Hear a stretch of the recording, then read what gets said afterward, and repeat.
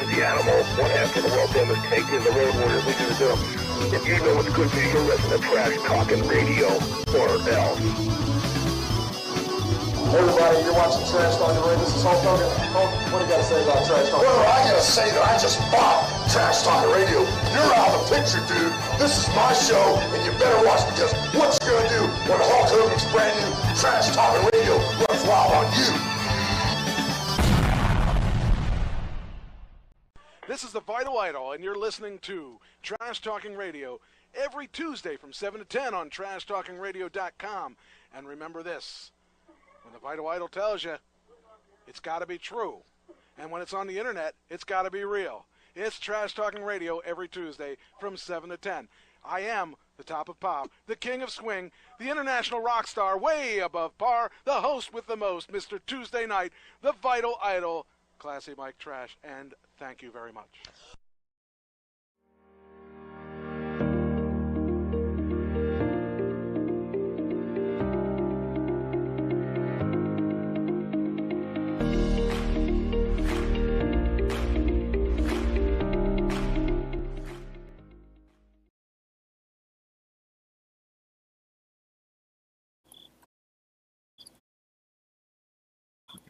It is Trash Talking Radio Tuesday night. It's the best night of the week, and I got a special guest here. Yeah, hear me. Is it working? Hey, there you are. All right. Now I got to figure out why. Oh, I know what it is. It's this one. I got to figure out. Is this the one that's plugged in? I don't know which one's which anymore. I think it's this one. That's it. Okay, so now I got to silence it. Hit that button. Now we won't hear doubles. Okay. All right. Welcome, humanoids. From Bobby Heenan. All right. Yeah, back after a heck of a week last week. I spent Sunday in New York City, which you knew, because I think we did the show then. I left here after the show. I left here, I guess I could, let me put this up here so that I can give people something better to look at than this little picture here, because I do have lots of things to look at. This is show and tell week. I get to tell you what I did, and okay, there it is. There's that button I needed to find. All right, so this is show and tell week, and that's one of the places I was. I think I would like to stay there, especially after the week I had. I would like to stay there forever and ever. I love the beach anyway, so. That is Myrtle Beach. Oh, hi, Doug. Hello. Doug's in the studio with us today, so we're doing this a little bit differently today, but it's kind of fun because I haven't seen you for 2 years? Probably 2 years. Yeah, other than on the radio. And it's funny, you kept saying, I want to come on the show, I want to come on the show. And I said, I'll get you on the show. And it took me like a year and a half to get you on the show. But then I did it. I was able to figure out how to do the stuff I wanted to do. And then tonight, the technology didn't work. It worked all... It's the gremlins, Mike. I tell you every week, it's the gremlins. It's crazy. Anyway, we're here, and we're... hi, Jen. Hi, Christine. Oh, I wonder if my... Oh, Richard, good to see you. Hey, Richard. I was actually thinking of you because he was at one of the events that I was at about a year ago. And he was at, I think it was Miami. He was at Miami. He's a doctor. He's a real doctor. He's not a fake doctor. He's a real doctor. He doesn't play one on TV. He is one. He is one. But he's a real cool guy. And thank you. I appreciate you saying that. And yeah, we had a good time, and we were all partying in Miami. When I party, I don't drink, so it's not really much of a party for me, but I have a good time. Yeah, that was a lot of fun. But we're going to talk about Atlanta this week, and we're going to talk about South Carolina this week, because I went to South Carolina first. I went to pick up my guitar. I finally got my Mike Trash and the Barking Rats guitar. I should have brought it down here so I could show it on the air, but kind of panicked at the last second. Week. Yeah, maybe next week. It's really, I'll show you before you leave, because it's really, really cool guitar. How long are you going to be in town? I leave tomorrow morning 8 a.m. Oh, gee, 8 a.m.? I think better than 5 a.m. Well, yeah, but I left here last week at 1 a.m. and I drove all night. And The car drove on it. well, the car really technically drove, but we'll talk about that because we had an incident on the way, so we'll talk about that. And it really sucked that it started at the beginning of the show, or at the beginning of my trip, but it did. But anyway, the reason, well, I guess we'll go right into that because it happened. The first thing that happened to me was this incident. Well, my sister's not in the room, so I'm assuming she thinks we didn't have a show. So I think I'm going to text her that we have a show. So, just a second, I need to make sure she knows. We are having a show. I'm glad I don't have someone over me because little late. All right, so she knows we have a show. Anyway, all right, so I left here at about 1 in the morning. I didn't want to get to South Carolina too early because Rich has to take his daughter to school, and then he had to get over to the place where he was jamming because this place was really cool. This place, Myrtle Beach, is the place to be if you're a musician. They play on the beach. I would love to play on the beach like that. They have a little stage. It's a little bit up from the beach, but it's part of a hotel chain. And you get in there and you just sit and listen to the band play, and it's just a really beautiful day. I mean, we couldn't have had a better day. They were calling, we had rain all the way down, except when I went to Myrtle Beach. It cleared up for Myrtle Beach. Then, when I left Myrtle Beach, it started raining again. So, I don't know if the cloud was following me or what it was doing, but that's how it started. A dark cloud was following you. It was following me, and in fact, it caught me. So, about 2 hours into the journey, about 2.5 hours into the journey, I was in Maryland, I think. Yeah, it was Maryland. And everything was fine. Everything was, I just put it on autopilot and just sat back and enjoyed it and listened to music and, watched a little TV and did whatever I could do to keep myself occupied. And it was raining so hard. There was people to the left of me, people to the right of me, people behind me at that time of night. And I saw this truck off to the side. I thought, oh, that's weird. Wonder why they're off to the side. And all of a sudden I looked in front and there was a big truck tire right in front of me. And I had nowhere to go except over it. And so I went over the truck tire and I thought, it kind of like lifted me up and everything. I thought, oh, I didn't see any parts fly off. I think we're okay. And I just kept going. So 30 minutes from there, I was a charging station. I had to charge anyway. So I stopped and I saw that the wheel well on the driver's side, it was bumped off. It was just it popped off from the impact, I guess. So I pushed it back in shape, went into the place, went to the bathroom while I was charging, came back out. And as I came out, I looked at the other wheel well, and that piece was missing. So I thought, okay, well, if that's all it did, that's not bad because it hit pretty hard. But it didn't stop me, and I didn't hear any pieces fly, and all the pieces seemed to be there. Till I found out later they weren't. I don't know when. Okay, so I'll get to that. So at that point, what can you do? You can't tell the police. And I thought about this. I just had an accident last year, and I don't want to go back to the insurance agency and say, hey, guess what? I got another accident. This one wasn't my fault. The first one was my fault. But that's all I need is to have them have an excuse to raise my insurance again. So, what are you doing? So, I just said, hey, it is what it is. The car still works. It still has most of the sensors, at least, because it seems to be driving okay. And so I drove down and got to Rich's house. He was still there. Oh, you got covered up again. It says attack Iran. Yes. You might have to have. I know that. why. Maybe you have to have that on black. top. Oh, did it? Okay, yeah, you're back. Okay, so I drove down to South Carolina, Everything ran fine all weekend. Everything ran, not a single issue with the car. So it's running fine, just missing part of the car, and it's got a nice black mark where the tire hit, and the one side keeps popping out. So I'm going to get that fixed, and I'm going to pay out of pocket. I'm not going to go through the insurance agency. I don't need to deal with their crap, because I don't want 2 accidents in one year to be a problem.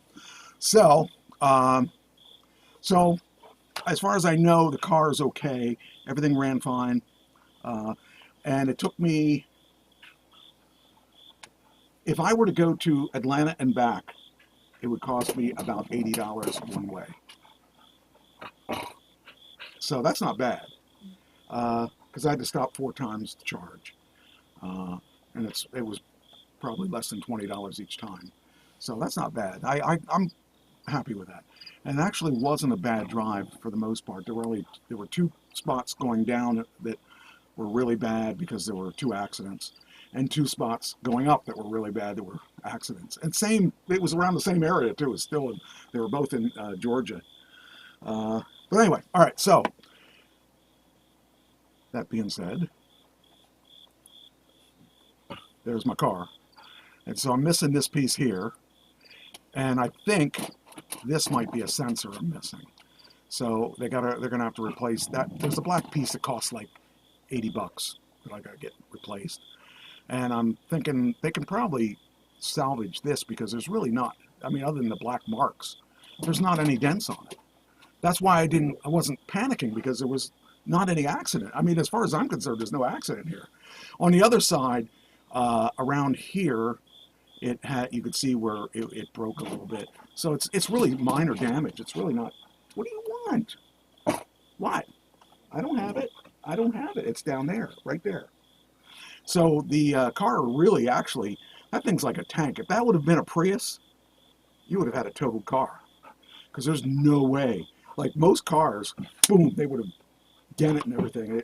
This thing just went over it. I'm really surprised, because it scared the living daylights out of me. I couldn't turn. I was stuck in that lane, and I don't know. I'm thankful that it was only that.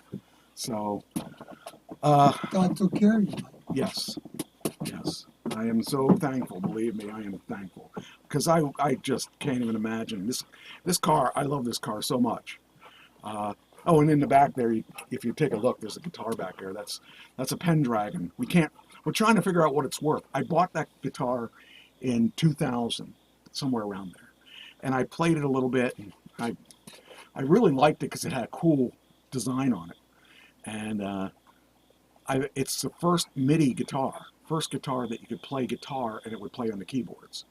It was so old it doesn't have a USB port. It has a serial port that you would have to use, and that has one. That one does not have a serial number on it, but it's a Pendragon, and you probably have never heard of a Pendragon because nobody knows who they are. But the people that like Pendragons, that have Pendragons, know what they are. They have really good pickups on them, like a regular guitar. It's really heavy. It's really heavy. It's made out of very, very heavy wood. And we suspect that this is one of the first ones because there's no serial number on it. But Pendragons have been known to go for $4,000 each. So we're trying to find, I don't know where I got it, because I bought it so long ago. I bought it, I sold it to Ken. He used it for a while, and he had it. He had it for ever since probably 2002, and it was still in pristine shape because he played it a little bit and put it in his closet somewhere. And I got it when they gave me his keyboards. They gave me the guitar too, and I said, "Oh, I know this guitar because I bought it first." And I think I paid. I don't know. I don't remember for sure, but I think I paid $300 for it. But Rich is telling me this is a high-end guitar, because he says he's never seen any of these, but it's really built well. So we're checking to see what it's worth, and hopefully it's worth something. But if it doesn't matter, because it's a good-looking guitar, and I love the guitar. It looks. I don't think I have a picture on here, but I have one on my phone, but not on this thing. So, oops, I hit the wrong button. Darn it. Let me go back to the beach. Okay, so This is just last week. There were a lot of people there. Well, not really. I guess not really a lot of people. I think for Myrtle Beach, that's probably not a lot of people. But this is the stage, right behind where you saw those pictures. They have this stage, and they have a 3-piece band, and this kid here is like in his 30s. These guys here are both in their 50s, but this kid here is a phenomenal guitarist. I have never, well, probably almost never seen a guitarist as good as him at his age. He was playing, and he's got a great voice too. They were really a hot band. I was surprised. And Rich even sounded good singing, which when I remember him singing, he wasn't a good singer. He's a great guitarist, great bassist, but not a good singer. That's not true now. He sounds really good. And the other guy is the drummer there. He's I guess the guy that started the band, and the band is called Clean Slate. He said, "I'm Mr. Slate."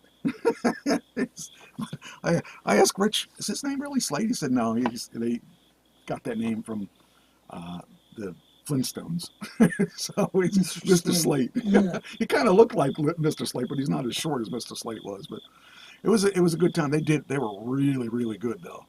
Now I want to go live there for the summer and make money, because they make good money there. They make like $300 in tips each, plus what they get paid. That's pretty good. So that makes me want to play down there now. My band don't want to play there. But anyway, a couple pictures of them.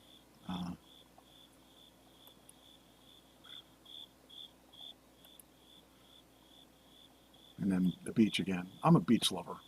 And this was such an awesome, it was so nice. It was hard to believe it was September. I mean, it was beautiful. And like I said, it stormed, but it didn't hit that. It like missed that. It has a contract. It's not allowed to be there or something. I don't know, but it was really nice. The beach. Yeah, it's another look at my car. Now this is the side that it keeps popping off. It doesn't fall off, it just pops off. And there's a sensor that goes in, it's about here. So I think I might have lost the sensor on the other side, because I think there was one on each side. So I don't know. But it doesn't, like I said, all the sensors seem to be working. So I use full self-driving the whole weekend, or the whole week. So I don't know.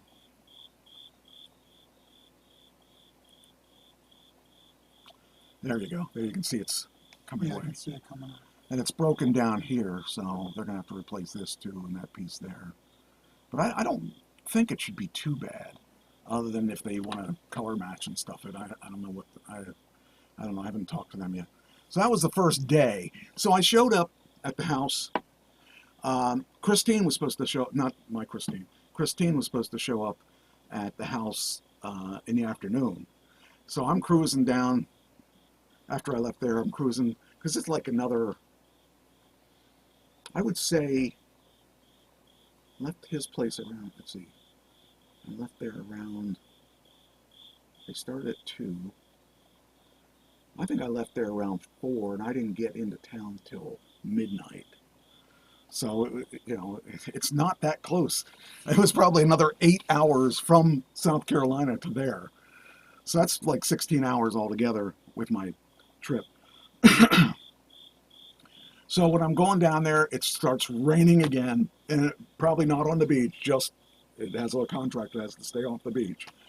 And the whole time I'm driving in the rain, and I'm watching TV and listening to music and all this stuff, and it's driving perfectly, and I'm thinking, okay, well I'm not going to be too worried about it. And I filled up a couple times, and I'm getting near the end. I'm thinking, well, Tina should have landed by now. I wonder where she's at. So I see this thing come up, and it says, "My roommate, don't get started. I battled to get there." Oh, the crickets are the roommate. Okay. Oh no. Oh, that's Chris. That's Tina there. She showed up. I got to be honest now. Darn it. I can't exaggerate. Okay. There's more to this story, so I'm gonna say the story and then I'm gonna elaborate later on. But so I was trying to figure out where's Christine. You know, I thought she would have been there, and I get a message on my phone that she was stuck in the airport. They landed, but she couldn't get into the actual building for 3 hours. They sat in the airplane for 3 hours. And she was afraid she was going to lose her reservation and all that stuff. So while she's doing that, I'm like, all right, well, I'm still going. And I said I'd come and pick her up if she needed me to, because she thought she was going to lose her car rental and all that. She said, no, just go on. Just it'll be okay. And so I thought, okay, your loss. Don't want to say that too loud. 3 hours to wait on the plane, 2 hours for a car, and an hour for hydroplaning. Yeah, it took her, she was flying into Atlanta, and I got to the house before she did, way before her. So since I got to the house first, I thought, I had my choice of the bedrooms. And they had a king-size bed that had its own living room, it had its own shower, its own bathroom, its own jacuzzi. I said, that's mine. And so I just went to sleep. And I hear her coming up. And more on that story later on. It'll come up later. But the house we had was really, really nice. It was 4 of us. He was happy.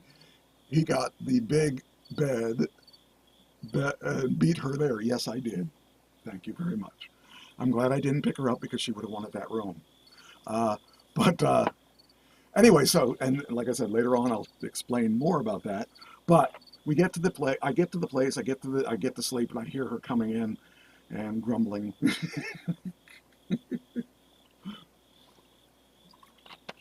She picked her room, and then the next day, Andy came in, and Masharad came in. Those are other 2 guests, and Masharad took the. I didn't look when I got there, but there was a basement. There was a fully finished basement. There was a bachelor pad. So that would have been my second choice, is that one. I didn't even know it. I thought he was upstairs with us. Andy is this beauty queen from Wisconsin. She wins beauty pageants all the time. And she was the other person that stayed with us. So I get up and I get myself together, and we didn't have to do anything Thursday. We didn't have to do anything Thursday, so I just got extra sleep and did whatever. Well, let me get the house up here so you can see what the house looked like. The house was actually very nice. Okay, so next is the house. Oh, I get this graphic from Tina. This is get this graphic from Tina. That was what she looked like when she had to wait for her to get off the plane, and had to wait to get her car and all that stuff. That was zombie Tina. So, I hope you don't mind me showing that, because I already showed it. Man Cave had it all. Kitchenette, Miss America contest. Yes, that's Andy did the Miss America contest. So, all right. So that, waiting to see what she says when she sees that. Okay, so I walk in the door in the morning, and Andy's there already, and I didn't know she was there. And I walked in. I went out to the car to get something. When I walked in, she was there, and I didn't see her. So she's scared to live in daylights out here. I didn't even know she was there yet. But that's, as you walk in the house, that's right to your left, and right to your right. What are you doing? Get it. You can get it. Do you want me to give it to her? That's to the right, a little dining room. And then we go straight ahead. This is the living room. There's another of the living room. And there's another angle of the living room. That's another angle of the living room. So now you've seen all corners. That's Masharad's room. That's Masharad there. Yeah, its own little, that's back up in the living room area. That's my guitar there that I was talking about. And that's the little dining area, a smaller dining area. And that's the kitchen. I mean, it was a really nice place. The place wasn't too badly expensive for what it was. That's the stairway going upstairs.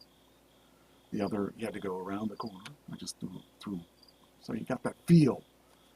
And that's overlooking the entranceway from upstairs. You get to see that. That was, I think it was Andy's room. That's, there you go. You're overlooking the entranceway. That's overlooking the living room. Really nice. I mean, it's a really nice house. Then I think, oh, that's my room there. As you can see, it's a mess because I just threw everything in there. I was so tired when I got there. That's my living room area. I had a jacuzzi, and I didn't even use it. I should have used it. It would have been nice. I had my own little counter. And this shower rocked. This shower is awesome. Has the top rain thing, has your handle that you can move the thing around. But this is really cool. It has 6 jets that aim right at you. I mean, I've never seen anything like that. I mean, I like that. I might have to get one of those because it was really cool looking. And worked pretty good too. And my own toilet. And then when we were outside, we saw these butterflies. It's kind of cool. Let's see here. Then we got her, and then we got this is an announcement that public safety announcement that there were high winds and stuff. I think people knew that. Pretty sure people were pretty sure they knew that down trees and lots of water. There was lots of water. So that was the house. And then, oh, wrong one. I didn't want to download that, dummy. Okay, there it is. There. Oh. Then we go to the third one, which is the fourth one on here. So then we went to, the next thing we did, the first day, Friday, we went to this place in Atlanta that was not in the best part of town, but it wasn't in the worst part of town either. It was a nice little house, or nice little, I don't know what it was, a studio. It was a studio. It was, and I think I threw video. Did I throw videos in here? I may not have. Okay, so this is just some people that were there. I don't know their names, except that I never met her before. She decided to start calling me her work husband. I think her name was Jessica, but I'm not sure. Then he had long hair, and he cut it off for the photo shoot, and he looks a little psychotic. I think he might be just a little psychotic, but not the strangest person there. There were some interesting people. Oh, come on, there was a Greyhound, and I was getting there. It was across from the Greyhound station, but on the other side, I think I have a picture of it, so I'm not going to, everyone in the chat room, did you have the chat room up? No. Okay, then you won't see. I will show you what's across the street, and it's funny. There's Masharad, there's Tina, with her happy face on, not her, I can't believe I went through all this face. Masharad is her adopted son, just for this, because he's a great kid. When we met him, he was like 19, and he decided he wanted to get into acting, and I felt bad because we went to Atlanta 2 years ago, and he flew into Atlanta. This is before I knew who he was. I mean, I knew who he was, but I didn't know him. But I felt bad for him because he flew into Atlanta, and he couldn't rent a car because he was too young. He couldn't get his hotel room because he was too young. They wouldn't, because he was flying by himself. So he had to fly back. And I didn't know that was the situation. I would have said, just come with us, because he's a good kid. I like him a lot. And I'll tell you how much I like him in a while, because we're going to see. And don't get any weird ideas. So there is, there's Andy. And this is Mary Ann. I helped Marianne do her monologue when we were in Orlando last summer, and we were supposed to take turns with our monologues. She would do her monologue for me, I would do mine for her, and then we were going to get it taped. Her monologue was so bad. I spent the whole time coaching her, telling her how to do. Hey, get over here. Sit. I spent the whole time coaching her, and I didn't get to practice my monologue, but I knew my monologue anyway. But she got to do her monologue was okay, but when I coached it, it was better. It was really good. But you were supposed to also do an intro, and her intro was so bad because it was like she was reading it. And they wanted them to do things that you don't do for self-tapes. They wanted you to do fun facts. They wanted you to do your favorite colors and all this weird stuff that they had to throw in there that didn't really pertain to anything. And when casting directors are looking for somebody, they don't care. They want to see, can you act or not? And they want to know who you are. And that's it. Hello, my name is Mike Trash. I'm from Dauphin, Pennsylvania. That's all they want. Or if they want more, they'll say on the instructions, put your height and your weight or whatever you got to put in there. But for the most part, all they want is just, who you are and where you're from. They want the bare bone facts. Yeah, because they don't have time to sit through 600 tapes and have someone tell you your favorite color. It's just the bottom line. And I kept saying to the management, look, you can't use this self-tape for anything. So when I did mine, I didn't do my favorite color or whatever. I just said, my name is Mike Trash, and I'm from Dauphin, Pennsylvania. And I'm, usually I say, and I'm auditioning for whatever. And some do that, some don't do that. I just do that. He made it. Oh yeah, he made it and had to go home. Yeah, that's what I was saying. We were so upset at him. You are his father. Luke, I am your father. Anyway, he's a great kid. I like him a lot. He's a lot of fun. And he was so quiet. I was thinking, how's he going to act? He doesn't talk. And he's broken out of his shell now. He's become part of society now, and he's not afraid to talk now. But he's still pretty quiet. But once you get him going, you can't shut him up. But I like him. I like him a lot. He reminds me of myself, except that he's a third my age, and he's kind of got a better tan than me. So anyway, and his name is cool. He told me where his name came from, and that was really cool too. So that was pretty fun. What? Stop your crying. There's no crying in baseball. All right, so, and then she says she appreciates you. She has improved so much, and you need to know she looks up to you, Trash. Yeah, and she does. She thanked me today. She thanked me at the event. She said, I appreciate everything you've done for me. I didn't really think I did that much for her, but she says that I did a lot for her. And I like to help people that appreciate it, and she does. And, she did another monologue at this place, and she was angry in this monologue too. And I said to her, okay, you got the anger thing down. Now let's try some comedy. Let's try something other than anger. And hopefully she does that for her next monologue. But in fact, we coached. I'll get to that. All right. So anyway, so that's who those three are. Andy, this is the beauty queen. She's won all these pageants and stuff. And I'm like, wow, that's really cool. She's in her 40s and she's winning these pageants and stuff.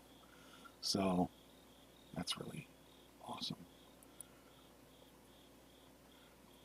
I don't remember her name, but that's Tina again. But I can't remember her name. I'm trying to remember. It was something that I would remember. Tina's going to know. She's going to say her name. That's Michael. He's the owner of VIP, which is the company that threw this. And that's, of course, Tina. She likes to get in her pictures. She sticks her head in everybody's pictures. I don't remember his name. He's a new guy.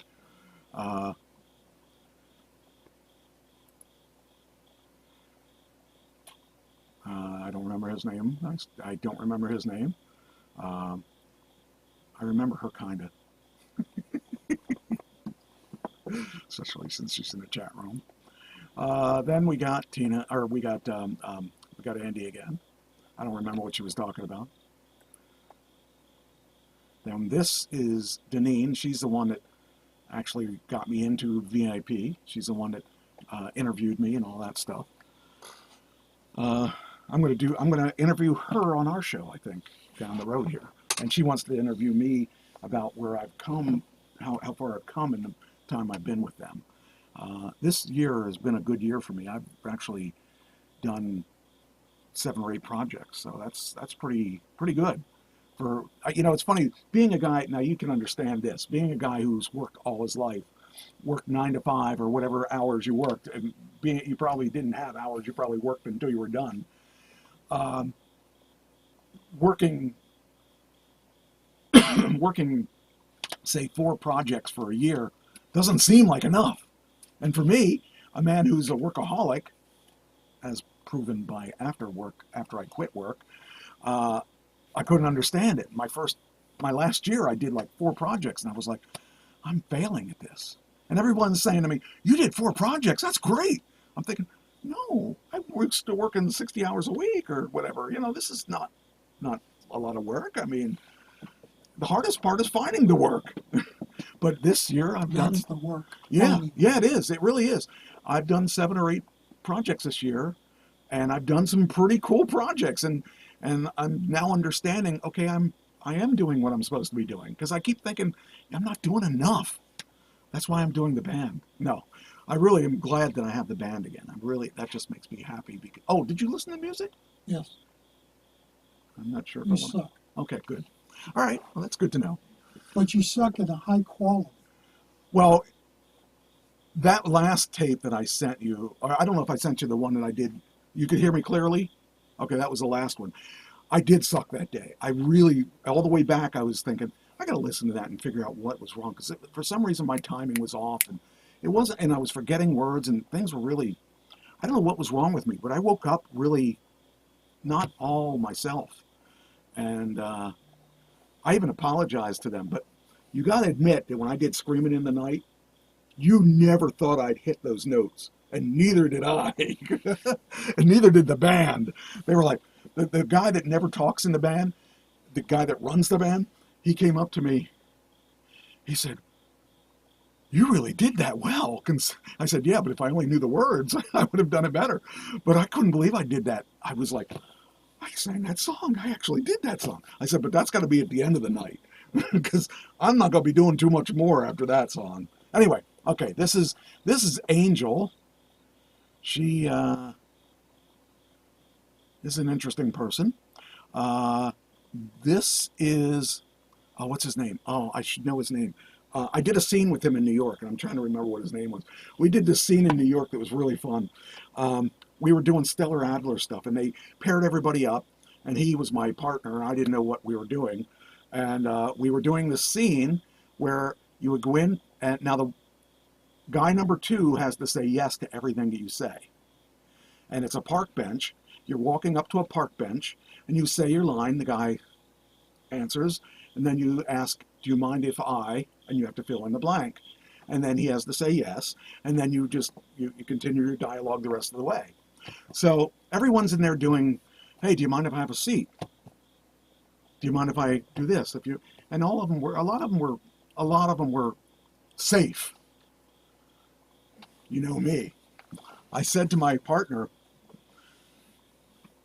I'm going to do something controversial. Are you okay with it? He said, yeah, okay, we'll do it. And I told him what I was going to do. And he said, I don't know how it's going to work, but I'll do it. So I went up and I said, hi. He said, hi. I said, do you mind if I take a leak? And then everyone in the audience said, what? No, what? So I got behind him and I faced away from him, and I was kind of like talking to him while I was behind him. It was great. Man, no one expected that at all. And we were controversial. It was awesome. It was just what I wanted. it to be different from everybody else's. Anyway, that's him. He did do that. This is Ryan. She is transgender and hates men, I'm pretty sure. Is married to a woman and I guess is a chef. And yeah, I'm because they kept saying she's a chef. So anyway, and this goofy guy is a guy that likes to pee behind people in a park bench. But I like when I get a scene and I can be, free to do what I want. I like to use the creative side of me. So I didn't know how that was going to work. I thought it's either going to really, really crash and burn or people are going to love it. I think people loved it because it wasn't the norm. Andy, and I forget this guy's name again. Did you say what his name is? No. Okay. I thought she would pop in there because she knows everybody. I don't know anybody. I'm really bad with names. Yeah. So that's my work wife, I guess. I forgot her name too, but Leilani. She's a nice girl. And she might be Jessica.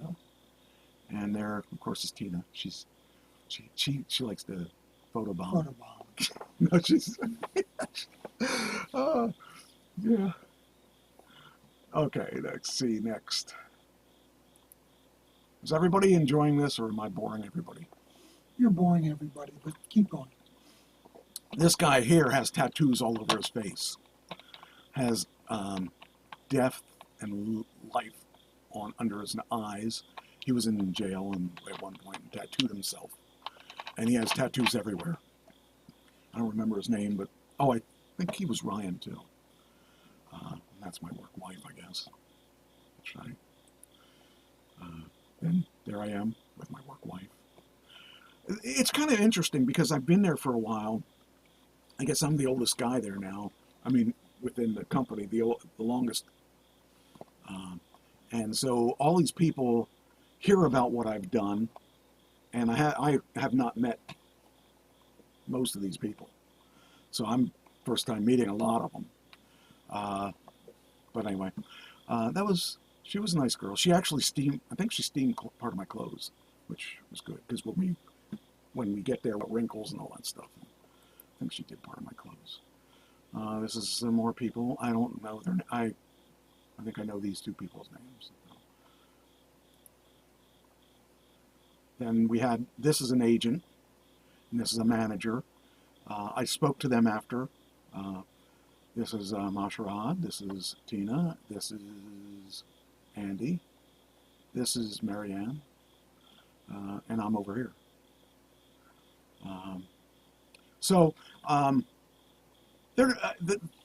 She's a British agent, or British agent, sounds like she's in a spy movie. She's a British woman. She met Led Zeppelin.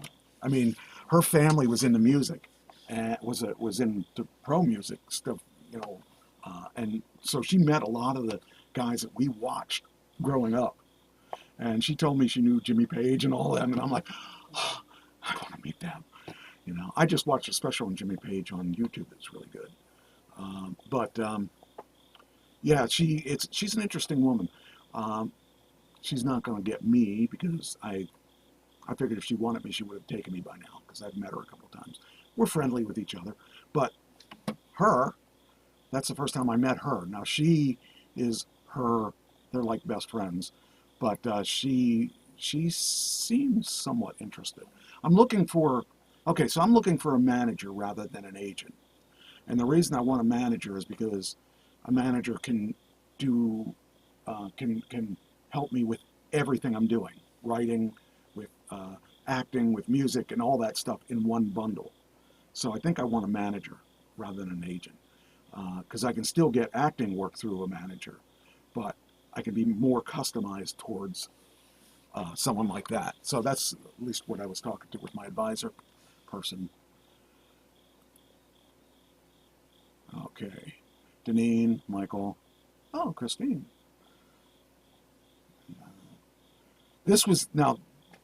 when I get to we're near the end of this, so we'll get to the, I forgot her name again. I think Jessica. I just want to say Jessica. There is the Greyhound station that Christine was talking about. And this is the parking area, but I think the next picture is the important one. I hope it's there.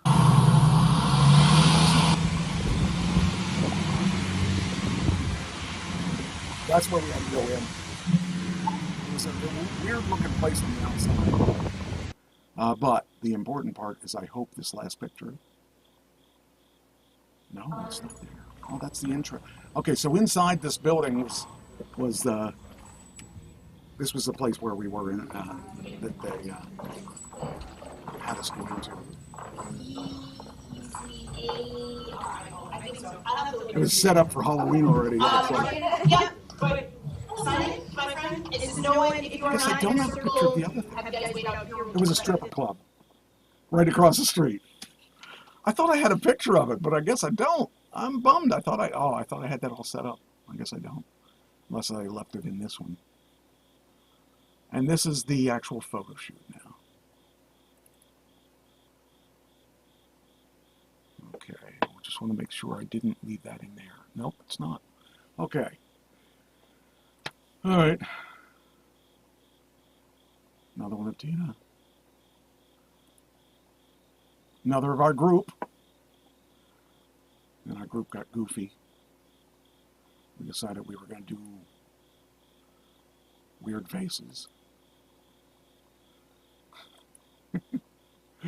Childish people. Me and Ryan. This was an actor who wasn't doing what they were supposed to, so we kicked him to the ground. No, I guess it was, I don't know what they were, I guess that was his pose. I don't know what that was about. Our photographers are really good. They didn't take a lot of pictures, but they took really good pictures. And that's more important to me. I don't care if I have 100 or 1,000 pictures or 10 pictures as long as they're good. That's our photographer. I don't remember her name. I remember his name though. His name is TJ. Because he did my first and third photos. There's Masharad. And we actually didn't get real fancy. Like a lot of the places we go, we have backdrops and stuff. We actually used the outdoors and stuff. It was really nice. And there's Marianne, and that's Alicia, the co-owner. Their house wasn't as nice as ours. They had, on set, they had makeup people. This lady here is really good. And I didn't watch her too often because I wasn't in there when she was hanging around. Mine was done by Ryan Colby, who was the art director of Vogue at one time. And now he has Ryan Colby Productions. And it's really cool. All right, then we got, there's that. That's a Leonie person I talked about earlier. She was in there. Oh, I must have put that in two of them. There I am, really tired. Now, this is where the stories come in. So I'm laying there, minding my own business. And I said about, we did these scripts in New York. The one script was the bench script. The other script I wasn't involved in. I overheard them doing this other script. And so the other script was this script between this guy and this girl. And they were fighting over something. I don't even know what it was. But the end result is the woman gets all upset and says, if that's the way you are, I'm done with this relationship. And I do remember one of the lines was, you're just a woman. It's the only line I remember for the guy, even though, because I never, like I said, I never did that script. Anyway, she does this thing every once in a while where she will out of nowhere start that script. And like, I don't know how to do it because I never did that script. I just saw other people doing it, but you know, and she would do this thing where she would argue with me, and I'm like, the only line I know is, you're just a woman. I knew that would get her, I would get her going, and she would get mad at me, and she'd like walk away, and that's it, we're done. And like, we were just improvising the thing. So she left the room, and she left the door. She went out the door, and everyone came up to me and said, "Are you okay?"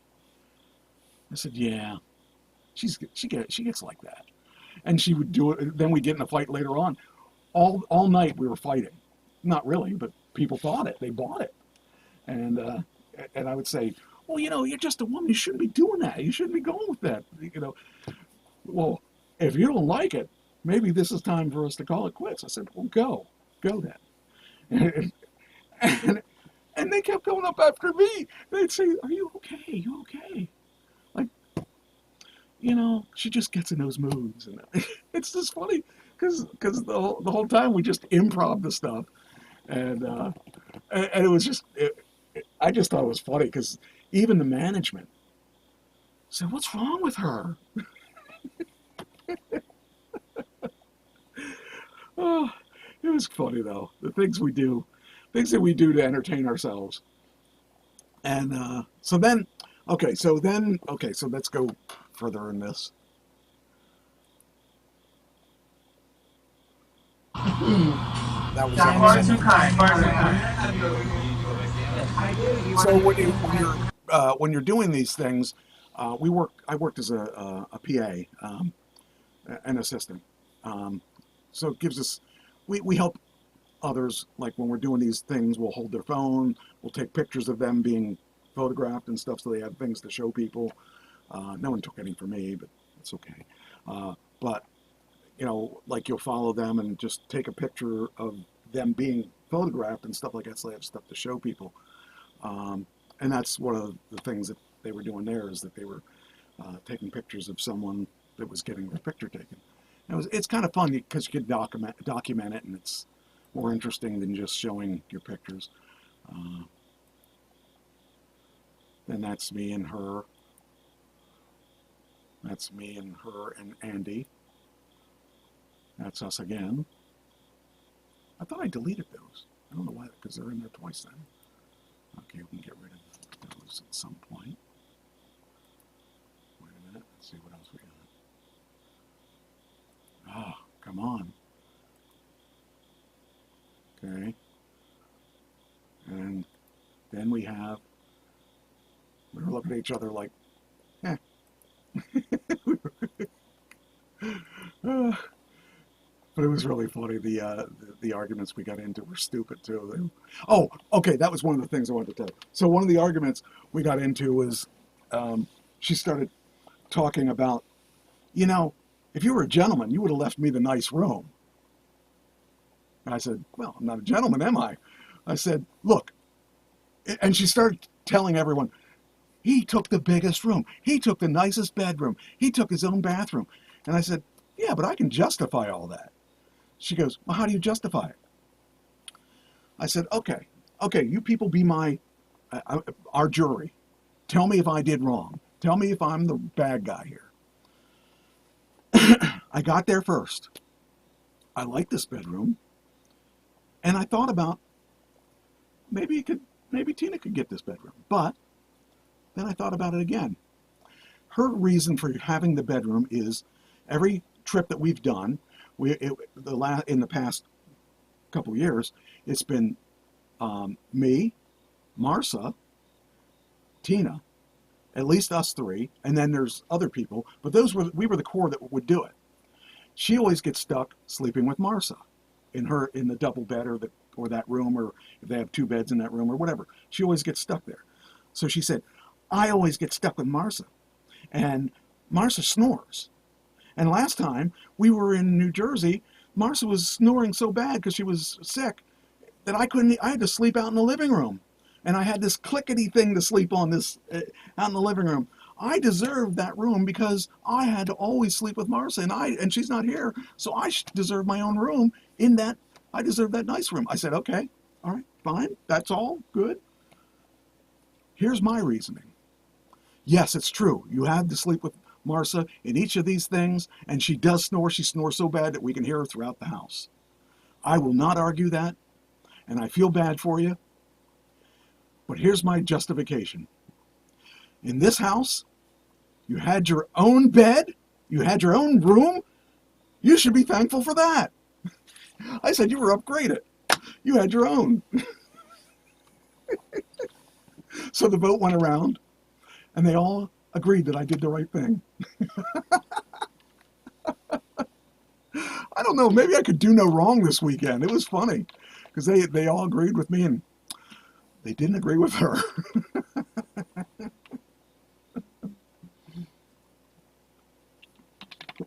Oh, man. Is Christine still in the chat room? She hasn't said anything for a while.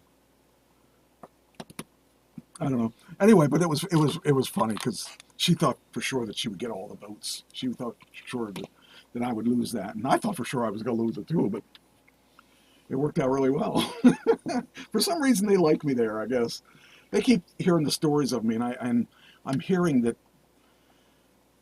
like, a lot of those people use me as an example of what to do, because I do work so hard. I do go out there looking for listings. I look for work every day, and I spend a good 3 hours a day looking for work. And I have to go through and weed through the different sites. And if I had a manager, I would have someone that did that for me, and that would free up all that time. And I do 6 to 8 self-tapes a week. So, you know, you got to do self-tapes to get it. If you don't do self-tapes, you're never going to find any work. And a lot of those people I work that are going to this thing, they haven't done any self-tapes. Like, what are you there for? You know, you just want to learn how to do it. Why aren't you doing it? Why have you not done a self-tape? Like, I talk to these people and they say, well, I did my first self-tape. How long have you been here? 2 years? Why is it taking you 2 years to do a self-tape? I did my first self-tape before I started with VIP. You know, if you want to be serious about this business, you do have to do, you're not punching a clock. You got to be responsible for yourself for everything. And if you're not going to do the work, you're not going to get the job. And that's the bottom line. You've got to be motivated to do this. And so all these people that go to these things and don't do the work, I don't feel sorry for them, because you got to do the work. It's not like a 9 to 5 where you just show up and if you do the work, you do the work. And if you don't do the work, you'll have somebody knocking at your door saying, why aren't you doing the work? You either do the work or you don't do the work. And if you don't do the work, you don't get the work. So I don't understand. I also got, remember I said last week I worked in New York. I got a letter from the woman from New York. And where is it? It was awesome. It was.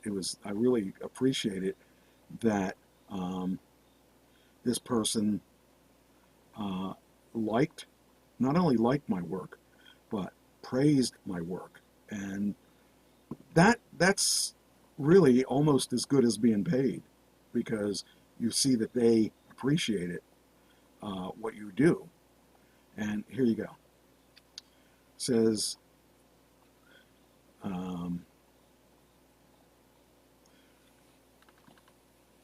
hi, Mike. Thanks so much for your hard work this weekend. You did an amazing job. You effortlessly made the long trek over to Queens and came super prepared with props and multiple outfit choices and a variety of takes. I couldn't be happier. It was a pleasure working with you, and I hope to work with you on projects to come. We'll keep you posted on the when the post production is done. When we get it, we're going to play it on the air. It says here, once I'm further along in post production, I'm planning to put a lot of energy into marketing. So it's great to know you have a radio show. I told her she'd come on the show, and you're a jack of all trades. When you get a chance, well, then she asked me just to send her an invoice and all that. But the fact is that she acknowledged that I went above and beyond the call of duty, and I actually helped her prepare. Like, I've never been an old man before. And I've never had to walk with a walk. Well, I had to walk with a walker one time when my one girlfriend abandoned me after I hurt myself and I couldn't walk. And she abandoned me for 3 weeks, and that was pretty much what ended our relationship, because I figured if you're going to abandon me when I can't walk, I don't need you when I can. So, but the thing is that, I didn't walk like a normal walker because I only had one leg at that point, but I kept trying to figure out how to walk with it that looked like I needed it. First time. Is this your tree accident? Yes, it is the tree accident. Actually, see, you have a good memory. I was using this walker, like, first time I used it, I thought, oh, I wouldn't walk like this. Like I was extending my arms and pulling myself in. Well, an old man probably wouldn't extend it that far. So I thought, okay, I got to make shorter steps. So I extended it, and then I walked in. I said, okay, he wouldn't walk like that either, because he would have problems with his feet. He would have to lift his leg and slide it over into place and stuff. So little by little, I figured out how I would walk if I was an older man. And then I said to her, this is what I think.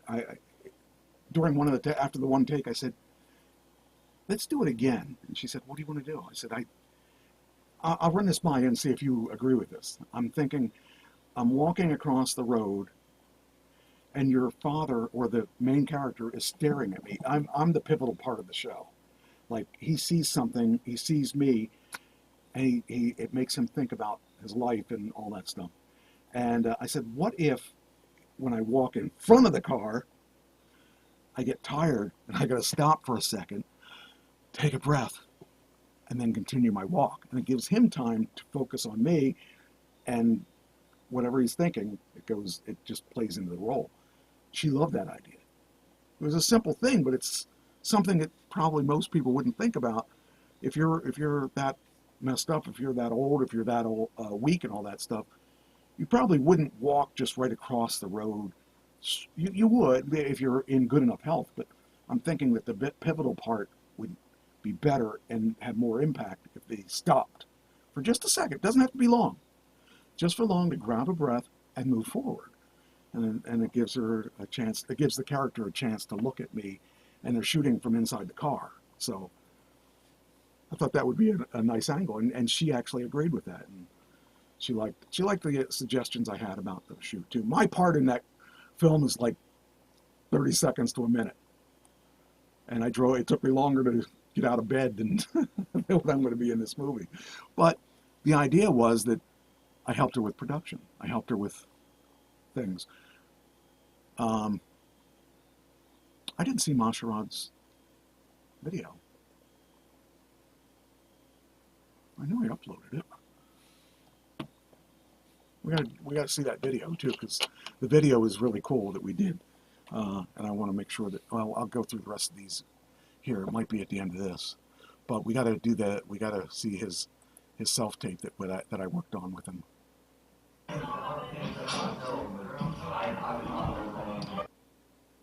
These short little clips. People like little clips. There I am eating, like it says. It was a pretty nice place. They had a pretty nice place. They usually they rent a studio to do the shoots, but this place was a really neat little community. And actually, when we got there, this one lady who was living in the community was complaining to Deneen that people were parking on the grass, and you can't do that around here. It's an HOA community. So the people that are parked on the grass, they got to move. And I said, okay. And which Christine? Either of you. So I got the keys from, I didn't drive, so I got the keys from Andy to move the car. And I walk out there, and this lady's out there kind of complaining, and she had a little dog smaller than Winston. Oh, by the way, this is Winston's birthday. So did you wish him a happy birthday? Not yet, but I will. Got to make sure you, and everybody that's got to wish him a happy birthday. Yes, you. Anyway, so I went out there, and I started talking to her about dogs and stuff, and she became the sweetest woman there. And she was, the minute I started talking about her dog, she was like, "Oh, you got to be careful, he'll bite you." I said, "I doubt that. I love dogs and dogs love me." And I started talking to her and I made her laugh and stuff. And she just all of a sudden became our best friend. And I moved my car and she was so happy to have someone that she didn't complain at all to me. She was getting really angry with the lady that was there, but she just, and I go in the house and she goes, "I don't know how you turned that around." I said, "I was in sales for 30 years. I know how to talk to people. I just don't choose to talk to people." If you turn it around on them, they love it. Yeah. And we don't need confrontation. We can just talk it out. And I'm in pro wrestling. I could have been a bad guy, but I didn't. Oh, by the way, that show was this weekend. I didn't get to it. But I understand that we didn't make money, but we did better than last time. So that's all I know. All right, so yeah, down next. See here. Getting near the end of the pictures. That's our other photographer, and I don't remember his name. I like his T-shirt says, "God's busy. Can I help you?" And he has a picture of Satan. Okay.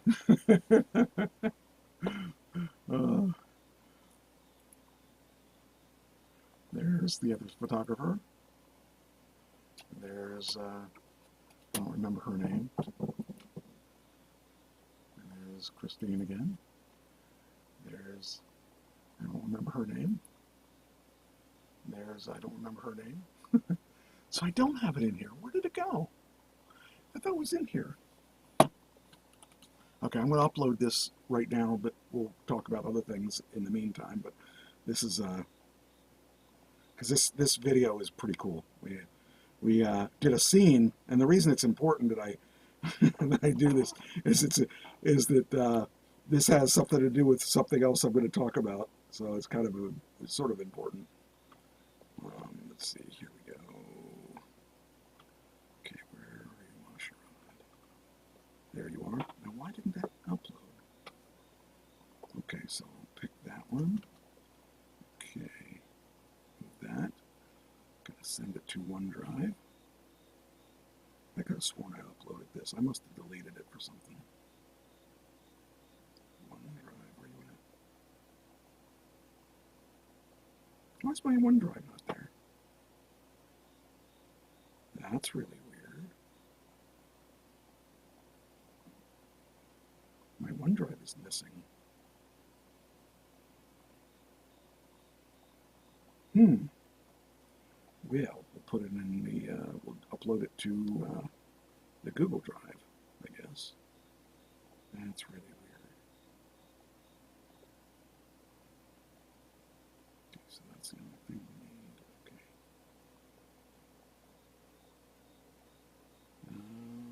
Okay. Let's see.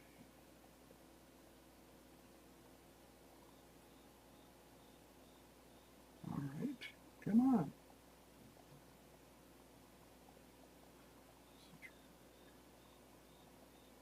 Note. Can't do it there. Where's the Google Drive? Okay, we'll send it to there.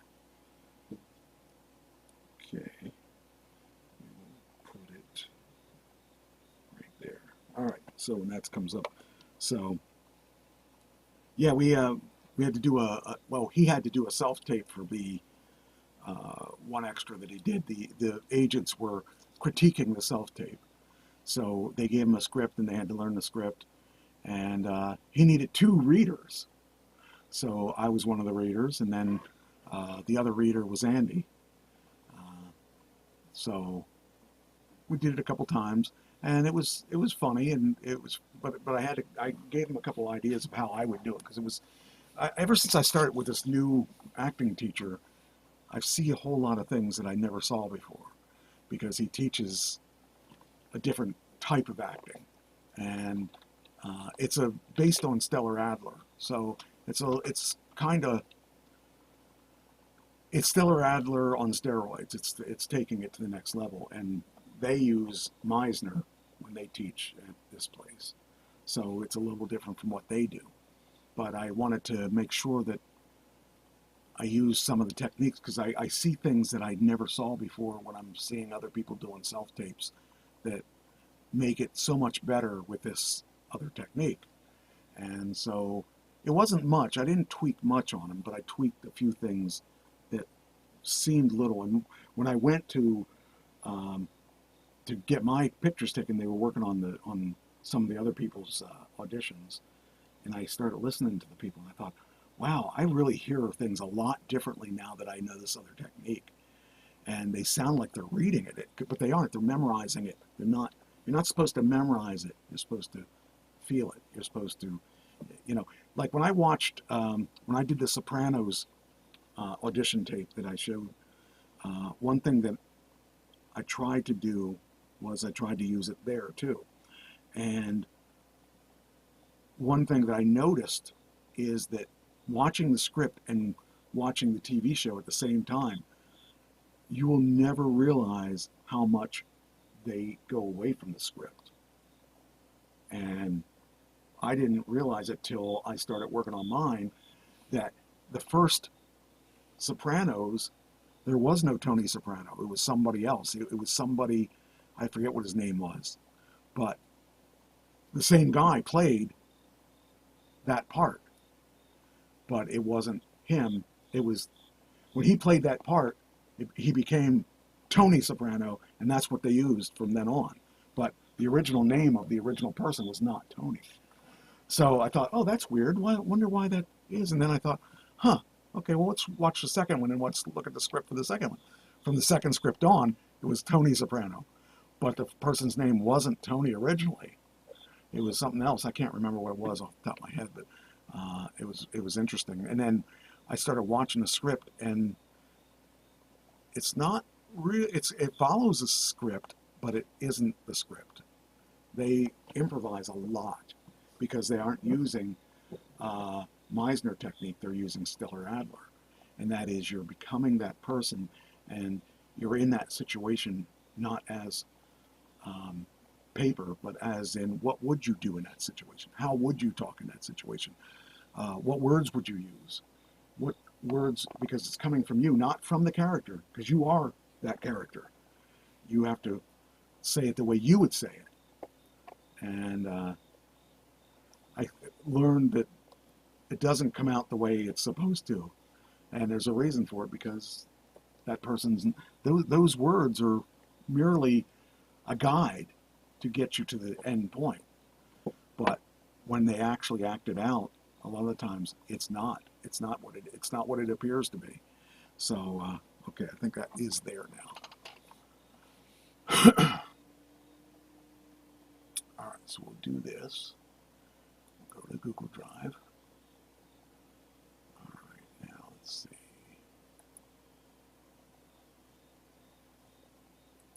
There we go.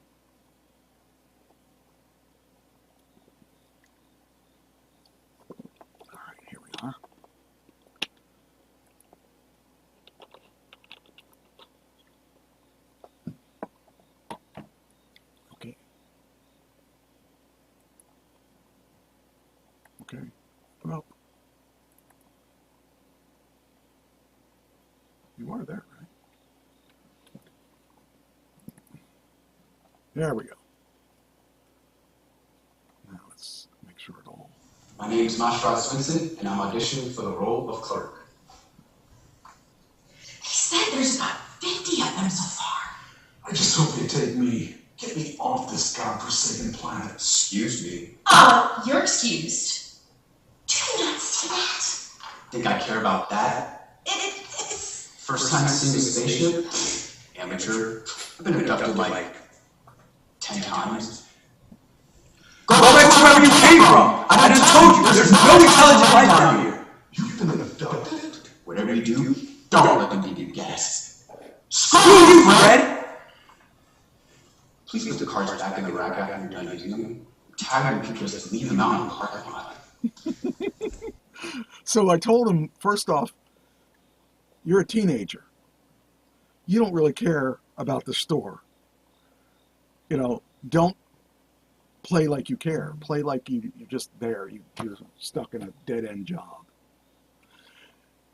play the, when you're talking about yelling at the people at the spaceship, you could say, I've been abducted 10 times. But it'd be better if you say, I've been abducted like 10 times. The way you say it, it becomes real then. Like if you're just reading all, you can't, they tell you to read, or you play, you act at the speed of life. So when you're talking, you don't talk the periods. You don't talk the commas. You just talk straight through. Whereas if you talk it exactly the way it is in the script, and you take pauses wherever you see a period, that's not really what people, when you're watching, you don't want to like, oh, I bet they stopped in the script there. You don't want to think about things like that. You just want to feel it. You want to feel like that person's really seeing spaceships or really been abducted. And then when at the end, when he says, just make sure you put the cards back, like rather than just make sure you put the cards back, just make sure you put the cards back. I'm tired of cleaning up after. That's more real. So that's one thing that we did with his was I critiqued him and I told him to slow it down. He was being too fast, and you have to act at the speed of life. That's what my instructor says. And that stuff starts sinking in after a while. Start thinking, oh, yeah, that makes sense. So he's a good kid. He's going to do all right. He's already been signed to a photographer. He did Fashion Week in New York. So that's pretty good to be able to do modeling like that, a high fashion model. And he's going to do okay. So I feel happy that I was able to help him there. So it's fun when you can help someone and see what they do, see how the difference in what they did. And he trusted me enough to do what I told him to do. And I asked his manager what she thought of his stuff, and she said it was really good. And I thought it would be because he had it down. So he's a good kid. If I had a kid, I'd want one just like him. So he's respectful. He cares about what other people think, and he listens. So yeah. And the weird thing about this time is we didn't go out to dinner at any time. We didn't go. We came back and we were just exhausted. So the day we got there, the mailbox fell over. It just rusted through. The pole just rusted over. It just plopped down. It was kind of weird. That was a weird thing. I explored the whole house. It had a lot of extra rooms. Like I think that was a sex house.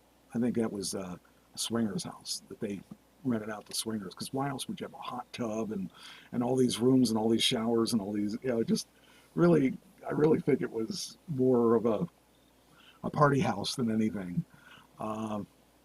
They have access to they have a community swimming pool and stuff, I guess. We couldn't use it because it was raining the whole time anyway. But it was a really good time. So I don't have any really cool things to talk about outside of that because we didn't do anything. I pretty much came back and I would go up to my room and just get ready for the next day and just kind of pass out. So they keep us busy the whole time. The only time we had was Thursday we had to ourselves. And, they went out and they bought groceries. I had brought stuff. Christine had bought me a bunch of stuff that I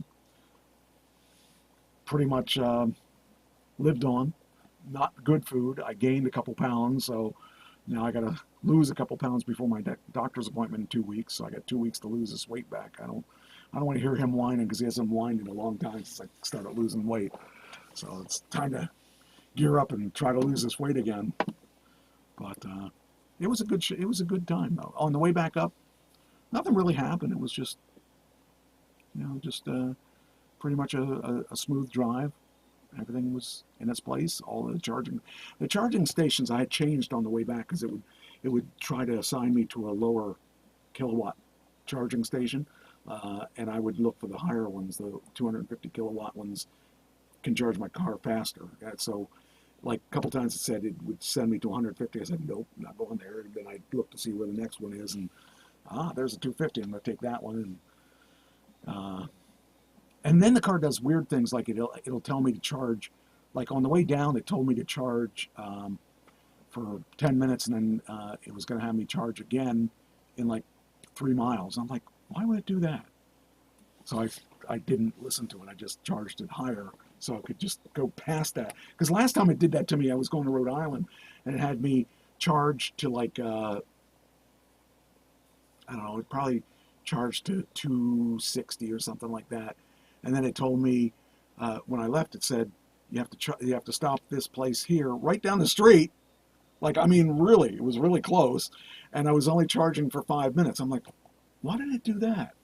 And I thought, okay, well, I guess I'll go there now. And I went there and it charged for 5 minutes. I thought, well, that's really dumb. Why didn't it just keep me over there for that 5 minutes? Because, you know, it was so close to that one. But there's a few bugs on those yet. But for the most part, I wish I could choose that it doesn't go to anything low, like the 150s, because I want to be at the 250s so I can get there quicker. But I haven't figured out how to do that. I don't think there's a way to do that. Now, there was an update when I came home. It updated, and I haven't been in the car since then, so I don't know what the update was. But yeah, that was kind of weird. Why would I charge for 5 minutes in this one charging station? It doesn't make sense. Because I could have charged longer at the other one. They tell you you can continue your drive now, because what they do is they do the most efficient way that it does it. Like, you don't want to charge up to 90% all the time, because the higher up it goes slower, because it doesn't want to burn up the battery. So the lower down you are, the faster it charges. So what you want to do is generally, most of the times, if you're going on a trip, you'll charge it to 80% or somewhere, or maybe it'll go to 60%, and then you'll drive until whatever the range that is, and then charge at 60% again, because it would charge you faster. So that makes sense if you're doing it and you get a benefit out of it, like being able to charge faster and then go your time and then charge faster. But it doesn't make sense if it's telling you to charge for 5 minutes. I'm going to stay at the other place and charge for that extra 5 minutes, because there's no reason to stop again, because it takes me longer to stop, get out, plug the car in, and wait for 5 minutes to get out and unplug it. Doesn't make sense to do that. So there's a little buggy thing about that, but as long as you know about those things, and now I'm learning about those things, because I never had that happen before the Rhode Island time. And then I saw it this time, and I said, no, you're not going to trick me for that 5 minute thing. I'm not going to let you do that. And plus, I took a look at it. When I went to Rhode Island, it took me to a 150 kilowatt, and it said an hour to charge. I'm like, no. I unplugged it, looked for 250 kilowatt. Took me maybe another 10 miles out of the way, but I'd rather have that 10 miles and be able to get back on the road. So yeah, it becomes challenging when you do that, when you got to think about those things. But for the most part, it's pretty accurate.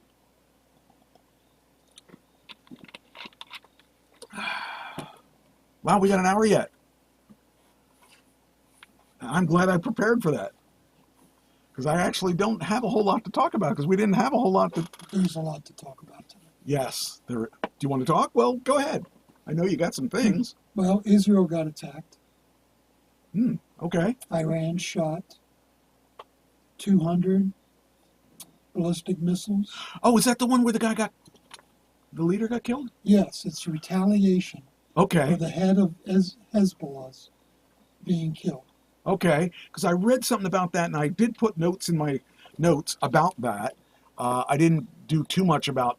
I didn't pay too much attention to it, because I didn't think I was going to have any time, but I'm glad that I took notes, because now you bring it up, so we can talk about that. Let's talk about that. Wait a minute, hold on. That's in the main show. Go ahead. Go ahead. Do what you... Well, it's an amazing thing. I've been listening to podcasts about what's going on. Yeah. Israel's intelligence agencies have been digging and combing with algorithms through all kinds of information, cell phones, written communications, electronic communications, anything they can get their hands on. Okay. And they've been combing through, trying to figure out where people are at, what their habits are, where they go, and they found out that the Hezbollah leader and about 4 or 5 other commanders were going to be meeting in this underground bunker. Wow. And they dropped 2 bunker-destroying bombs on it. In other words, these things are huge, 5,000-pound bombs that go down through the ground. Wow. And explode at 500 feet below ground. That's crazy. And they killed them. They killed off about 4 or 5 of the top commanders of Hezbollah. And Iran launched a retaliatory strike tonight. Wow. They don't know of any casualties the last I checked. I can't check now because the camera will go down. But there were no casualties. So Iran failed in its attack. But there was also a terrorist attack where these 2 men killed 8 people in Jaffa. And Jaffa's right on a suburb of Jerusalem. Okay. And they went in with machine guns and mowed down about 25, 26 people. Wow. 8 are dead. The rest are critical. Some are critical. And this is retaliation. Now, Benjamin Netanyahu, who's the premier of Israel, said tonight that Iran will pay dearly for this. So what this all means is this thing's going to keep escalating. Yeah. Because once Israel retaliates, Iran will retaliate. This is a no end in sight. Yeah, that sounds like it could drag out too. Wow. That's sad. And in the meantime, Israel has invaded Lebanon. Okay. To root out Hezbollah's ground forces. Oh. So we have a major conflict in our hands. Oh boy. Now you don't probably know the geography. I don't. And that's okay. That's true. I don't. We have Hezbollah to the north in Lebanon. Okay. The Houthis to the south in Yemen. Hamas, which is in Gaza Strip, which is to the Mediterranean Sea to the east. And you have Iran to the west. Okay. And the West Bank is on the west, which is run by the Palestinian authorities. Are the Palestinians still bad guys? Yes. Okay. I didn't know. To Israel. They're not bad guys to everybody. Right. Well, yeah. But to Israel, they're bad guys. Yeah. To me, they're bad guys. To you, yes. But there are a lot of people in this country that are pro-Palestinian. Yeah, I think that's been a controversy that's been going across campuses and stuff like that have been a problem. And Hollywood, just a little bit, but Hollywood is pretty much pro-Israel. There's a lot of Jewish people yes. in Hollywood. Yes. I heard that somewhere. So it's not a... How can it be fixed? How can it be fixed? Is there anything that we can do other than wiping out somebody? Is there any compromise at all in this? There's no compromise. There's no possibility of compromise. Okay. The hatred goes back generations, and they both had claimed the right to exist. And in constitutions or charters, Iran has wiping Israel and every Jew off the face of the earth. Oh man. Now how do you negotiate with someone like that? And like the Jews don't want to wipe everybody off. Don't want to. They just want to exist. Yeah, I mean, why can't they compromise? I mean, there's got to be. You're talking logic. I know. It's this sad is emotional. to me. This is emotional. It's sad to me that we can't find an answer. You know, to wipe out a whole people. Now, see, the real answer is, Yeah. this is where my Christian stuff comes in. Satan hates God's people. God's people are the Jews. That's where this is coming from. It is ancient religious hatred. And it's not rational. No, It's not rational at all. And what Israel has to do right now is beat them back far enough that they have about 4 to 5 years before they reconstitute themselves and attack again. In other words, back them off until they are scared of doing anything else. why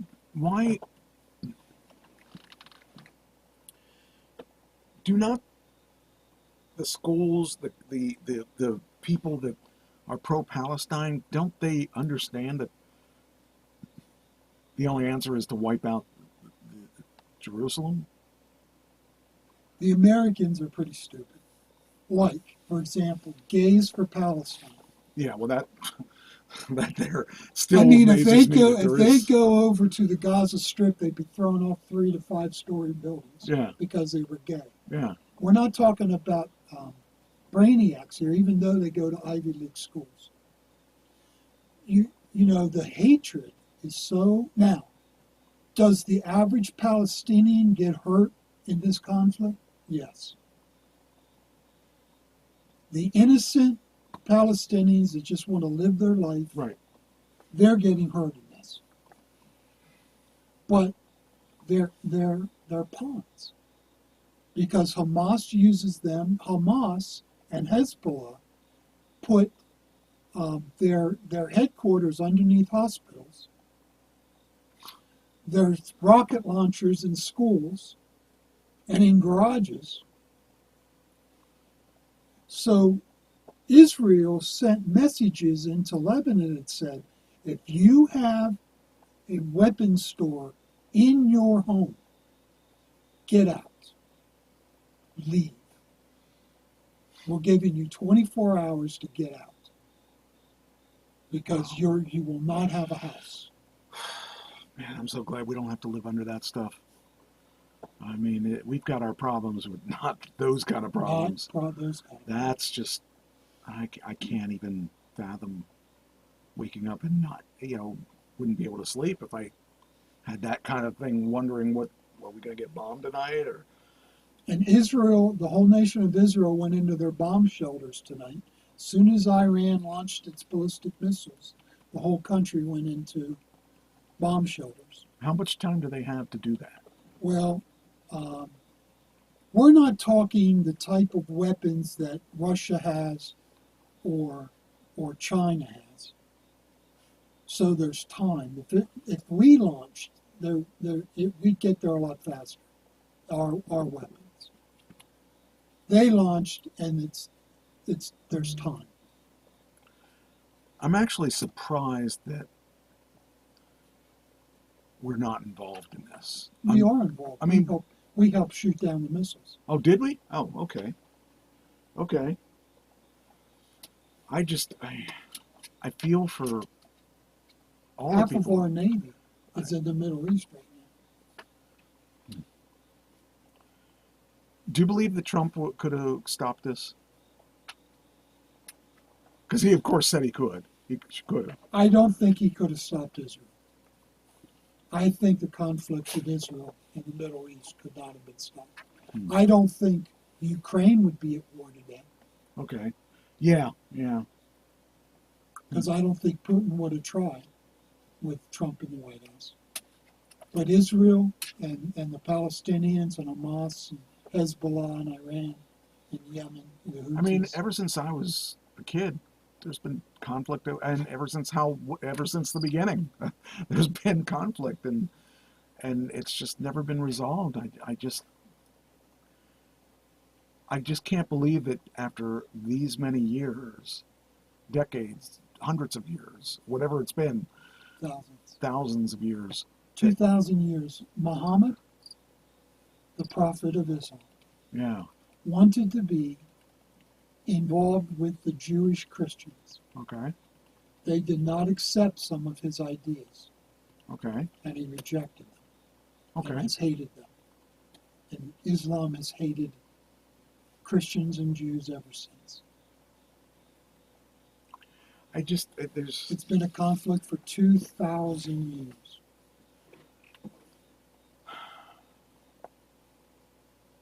I just don't even know what to think about that, because I just remember as a kid always hearing about this going on, and I'm thinking, how long is this gonna go? It's been going forever, and it has been going forever, and yet That's why Never Israel resolved. has to have the strongest military in the Middle East.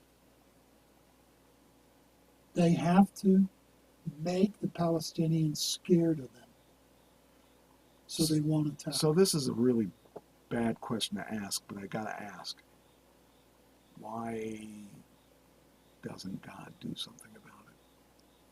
You've asked the $1 million question.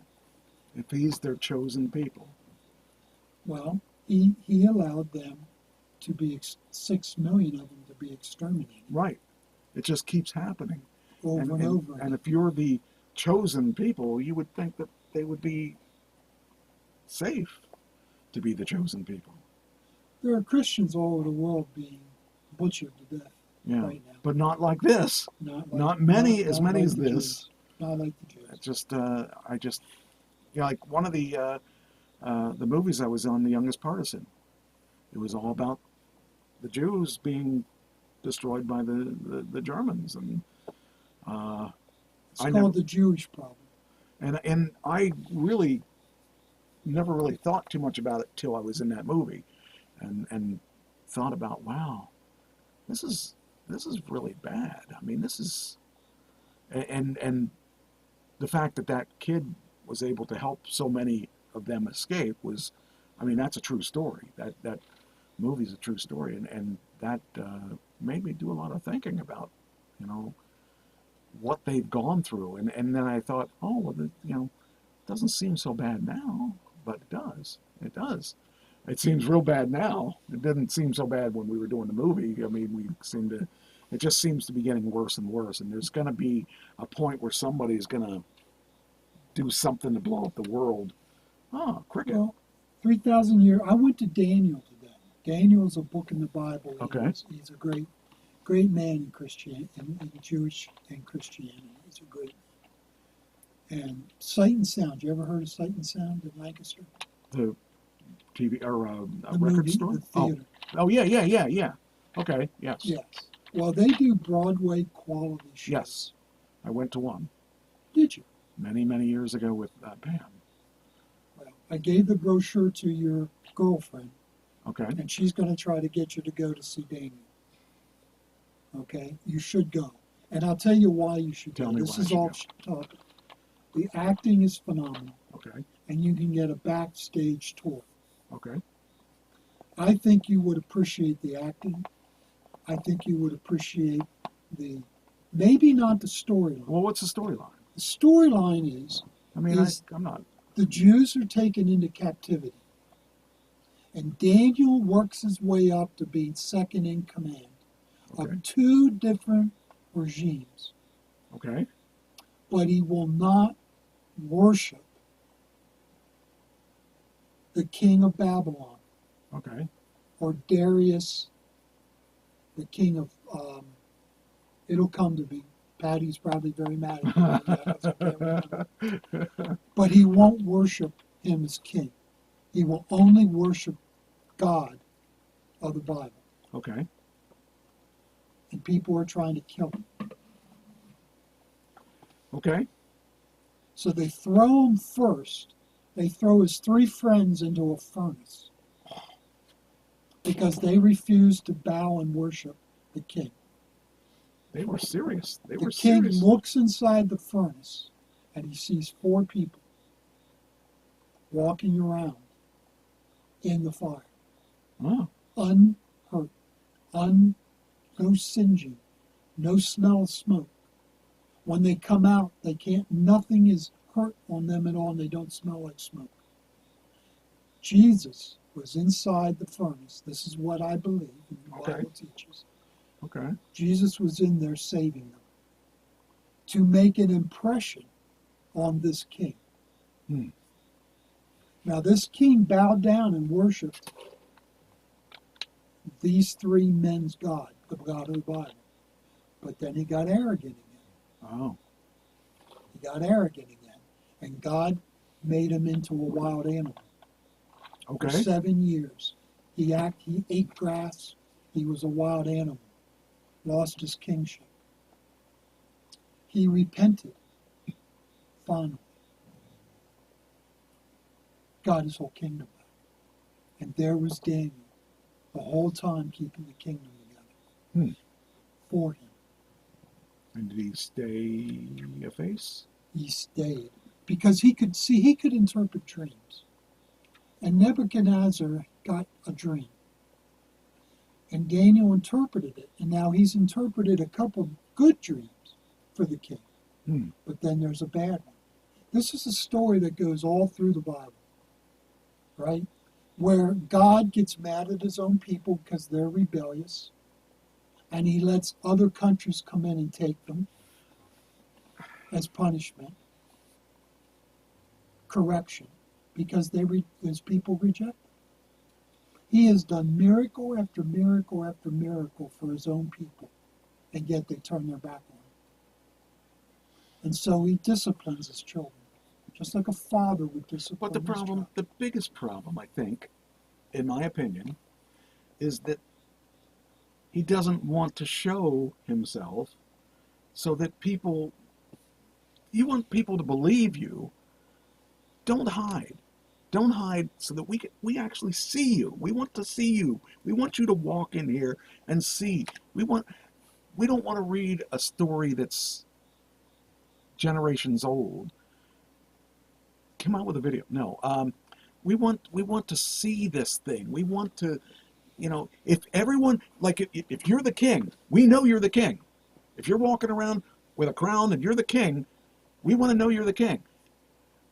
But if you're not where I can't see you, I'm not saying this is me, by the way. Just to make that clear. I'm speaking for the other people. They're not going to believe. And because there's no proof. You have to have faith. We have more proof that Jesus Christ lived on this planet. No, I don't doubt that at all. That's not a doubt. That's not at all have I ever said that. But what I'm saying is, this was written by people, and when you tell me somebody turned to an animal, I'm less likely to believe you. He became mad. Yeah. He wasn't turned into an animal, but he became mad and lived like an animal. Like, okay, that's different than turning him into an animal. He became that. Okay, I was just saying. There was a very rich man that died and went to Sheol, and he wanted to go back. He asked Father Abraham if he could go back and tell his brothers not to change their ways and worship the God of the Bible so they wouldn't end up in hell. Okay. And Abraham said, even if a man was raised from the dead, they wouldn't believe. Jesus was raised from the dead, and 3/4 of this world won't believe. Now that's faith. God wants us to have faith. Oh, faith. I thought you said fake. I'm like, huh? Faith, yes. Okay. I do have faith. I have problems with certain things in the Bible, but that doesn't really change my faith. I have problems with things in the Bible. The biggest thing I have is that there were people that wrote the book. And the people... They were inspired. I'm inspired to do things too, but I don't always write exactly the truth. I write what my truth is, but my truth might not be the same as your truth. See, this is one of those impossible things for humans to understand. Understood. That's one of my problems that I have, is that that I do believe, but I don't. Let the cricket alone. I don't really know how, like certain parts of the Bible I have issues with.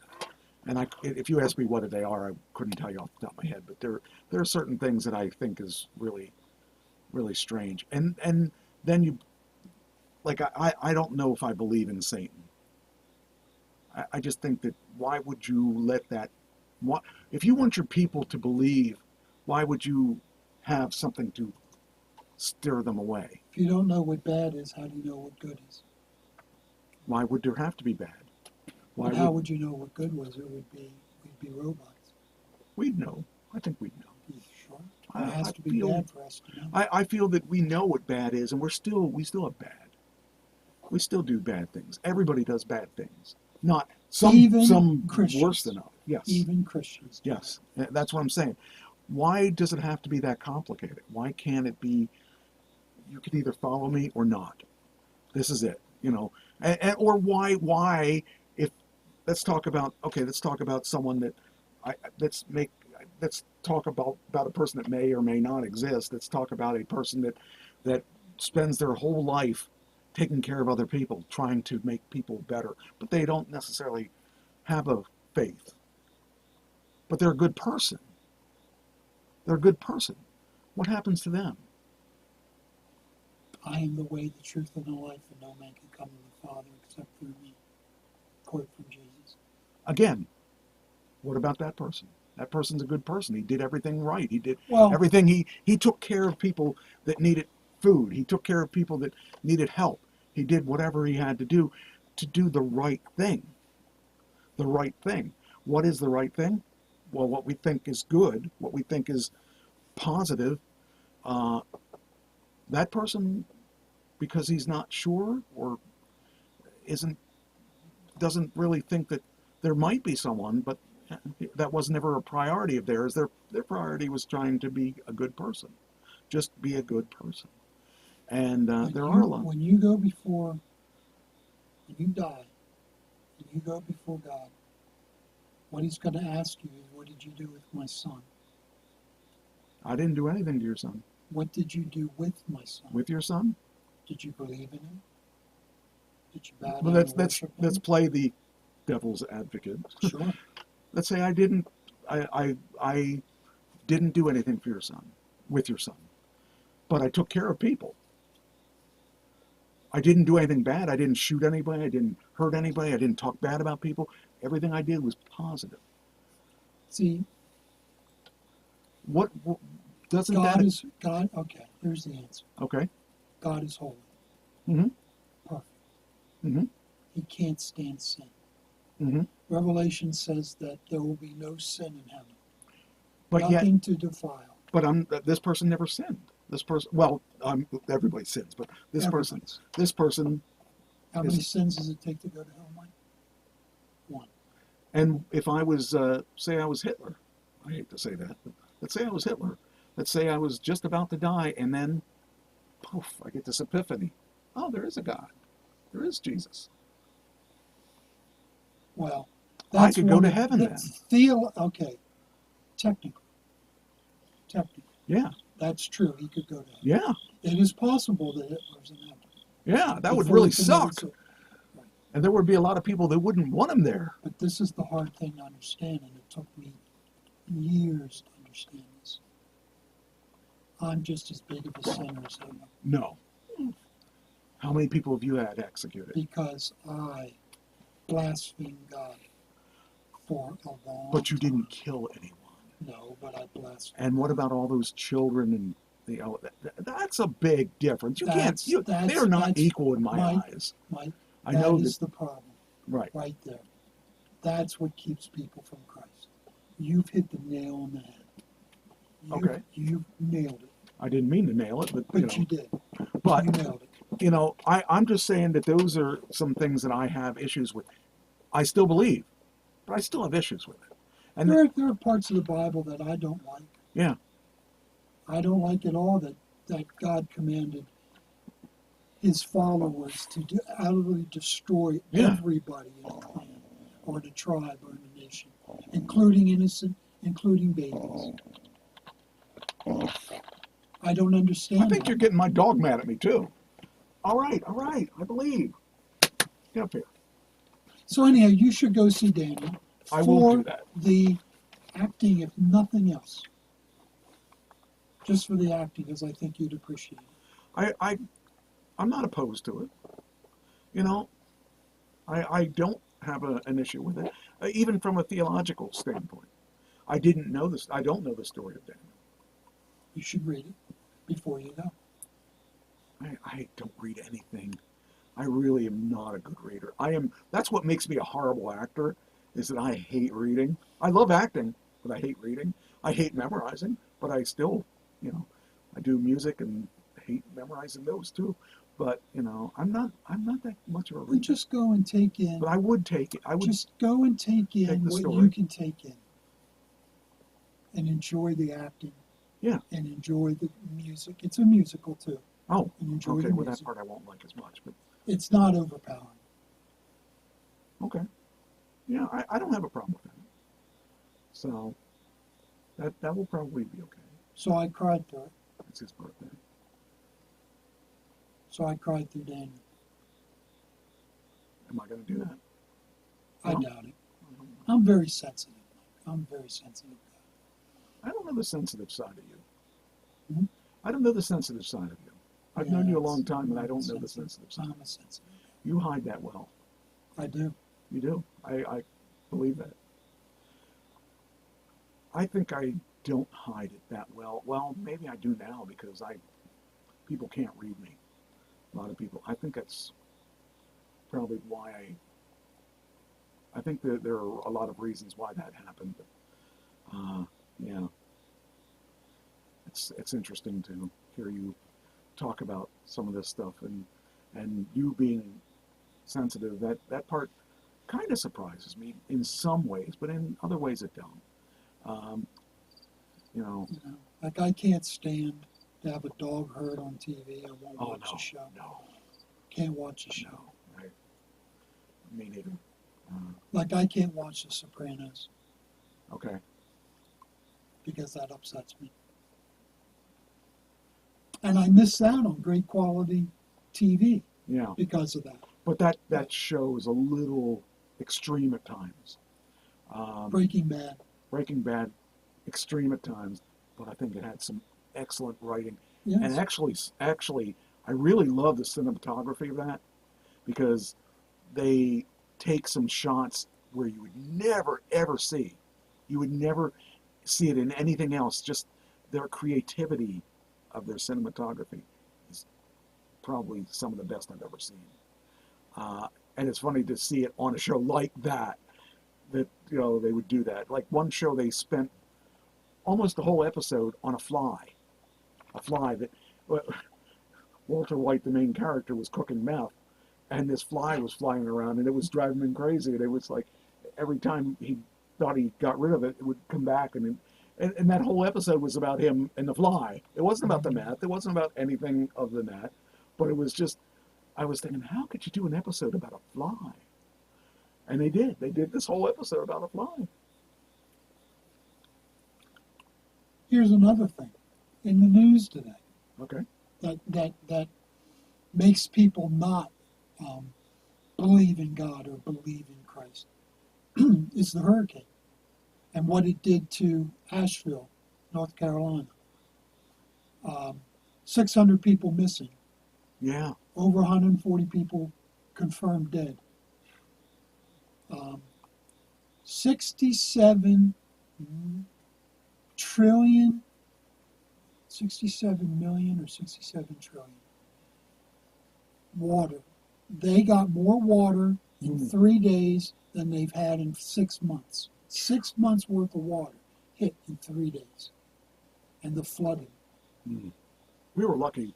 As bad as it was, we didn't see that. And I didn't see it pretty much on the way home either. It was pretty, I mean. Well, you drove through it. I drove through, yes. But I got down there as it supposedly hit us at night. And it was pretty nasty out, but it didn't really do too much around. So I was happy about that because I If was I'd, concerned. if I'd be a if I'd still be active Salvation Army officer, I'd be down south. Jeez. I believe that. They're Yeah. pulling in officers from all across the country to Wow. go. I didn't, it doesn't seem, it's funny because we didn't see any of that. I mean, I saw down trees, I saw, but it really wasn't that bad actually in Atlanta. And my whole drive back, it wasn't that bad. I was surprised. Well, in Cincinnati, we had 125,000 people without electricity for 24 hours. Because we got more of a brunt of the hurricane. I'm actually surprised that the carpet is still dry. I mean, I got down and checked it, and it was like, oh, what happened here? Why is it? I really expected it to be drenched down here. I was thinking, I'm going to have to call Doug, and I'm going to have to tell him ahead of time. But it really wasn't. I came downstairs, and I'm like, I don't see any damage. I tried to keep everything off the floor, too, because I'll go years without anything, without any problems. Then all of a sudden, we'll get something, and it'll just be like, oh. One time I was on the air, and by the end of the show, it was drenched. It was like, wow, okay.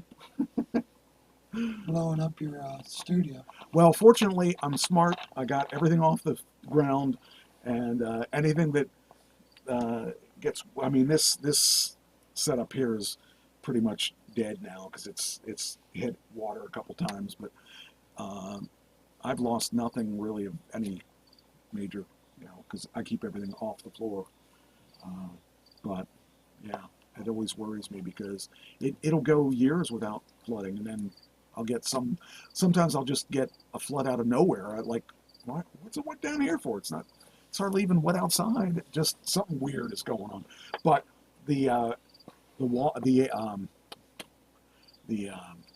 electric, I've got, if I maintain minimal amount, I can go 3 days without electric because I have the battery backups. So I waste a lot of energy, and I do have solar panels that'll keep it going for a while, but I do waste a lot of energy. We're cleaning this place up, though. We're actually going to get a dumpster and throw. I want to become a minimalist. I went through my stuff of having nothing. I went through my stuff of having everything. Now it's time to go in the middle. And so she's doing a good job of working upstairs and getting stuff done. I moved my audition area to the other side of the room, and now I've got to clean up the area that Ken and I practiced in. I'm having Still a hard hurts, time. She tore down the little area that I had it sectioned off. I had a big green screen across where we practiced, so I didn't have to look at it. She took it down, and I'm going to have to face it sooner or later, probably sooner. And I got to. I need to. I talk about, I pray for Ken every day and pray for Pam every day. And the two people that believed in me all my life, well, not all my life, but a big part of my life when I needed it. It still hurts. It still don't make sense to me. I can't understand especially Ken. The Ken thing really throws me for a loop. 38 and a half years I spent with him, and he never hurt a fly. And his mother needs him really bad, and his sister's trying to hold on, and I consider her my stepmom because, she's been good to me. And, I wish it was something I could do for her, because, I can only do, she called me when I was in Atlanta, and I was like, what? Why is she calling me out? Because she had been in the hospital for like a month, and I didn't know she was coming out. She called me and talked to me, and it was nice to hear her voice and stuff. I just wish it was something I could do for her. I just don't know what to do. Be a friend. That's it. I try to do what I can. If they need me, they know I'm a phone call away. I would be there in a heartbeat, because they've done a lot they didn't even know they had ever done anything. It just one of those things. I knew that if I needed them, they'd probably help me. So, just as those were tough ones there. I mean, when Pam died, I thought that was it for me too. And I was really, if I had found a way to do it, I would have done it. But I had dogs, I couldn't do it. I had a dog, my buddy dog. He kept me alive. And made sure I didn't become an alcoholic too. Of course, I lasted a case and a half of beer, but it's still sitting around here somewhere. So. Speaking of people dying, Pete Rose died. Pete Rose died. Yes, he did. 83, and I found out why. I didn't realize he was that old too. Heart He was part of disease. wrestling for a while too. Was he? Yeah, he was. Every year he would be tombstone pile drived by Kane. It was just funny because it was guaranteed to happen. At WrestleMania, he would do something. He would get pile driven, and that he died. And actually, I think today is Jimmy Carter's 100th birthday. Yep. That's just He's crazy. the first president to be 100 years old. I can't even. I thought when I saw his name pop up in my feed, I thought, oh, he died. And then I said, no, he's 100. I'm like, 100 years old. Can you imagine how different his life was 100 years ago? I mean, how different the whole thing. I mean, it was funny. A kid showed me at the when I was in Atlanta. He showed me the new phone that is like this big and has a screen on it. And you open it up, and there's another screen. And I was like, oh, the old Star Trek communicators. They've come to life. So just weird how if you just take a look at let's talk about when we met. What's different today from then? Even just that time period. Cell phones. We didn't have cell phones. Now people had cell phones, but they were paying like $1 a minute to use them, and they were huge things. Think about that. Think about computers in everybody's houses. I had a computer in 1986, but it was like an Apple 2G, and it didn't have any memory hardly at all, didn't have any storage space at all. It had 2 floppy drives, and when we used to go up and play video games up at college in the middle of the night, we had to take our one disc out, put the other disc in so you could continue your adventure, because you only had so much adventures. Who would have thought we'd have these little handheld games and stuff that were as complicated as they are now? And I mean, the world is just electric cars. We would have never had electric, even hybrids. Who would have thought that we'd get 40 miles, 50 miles, 70 miles to the gallon? The world's just really different. We had without cable, we had I think we had 6 stations, and that's because we had me as an antenna walking around figuring it out. I used to watch Texas wrestling on our television because we could pick up the station somehow, and I'd watch stuff. Then I got to see the Von Erichs before they were big. It was like all this stuff. And that was in the 70s.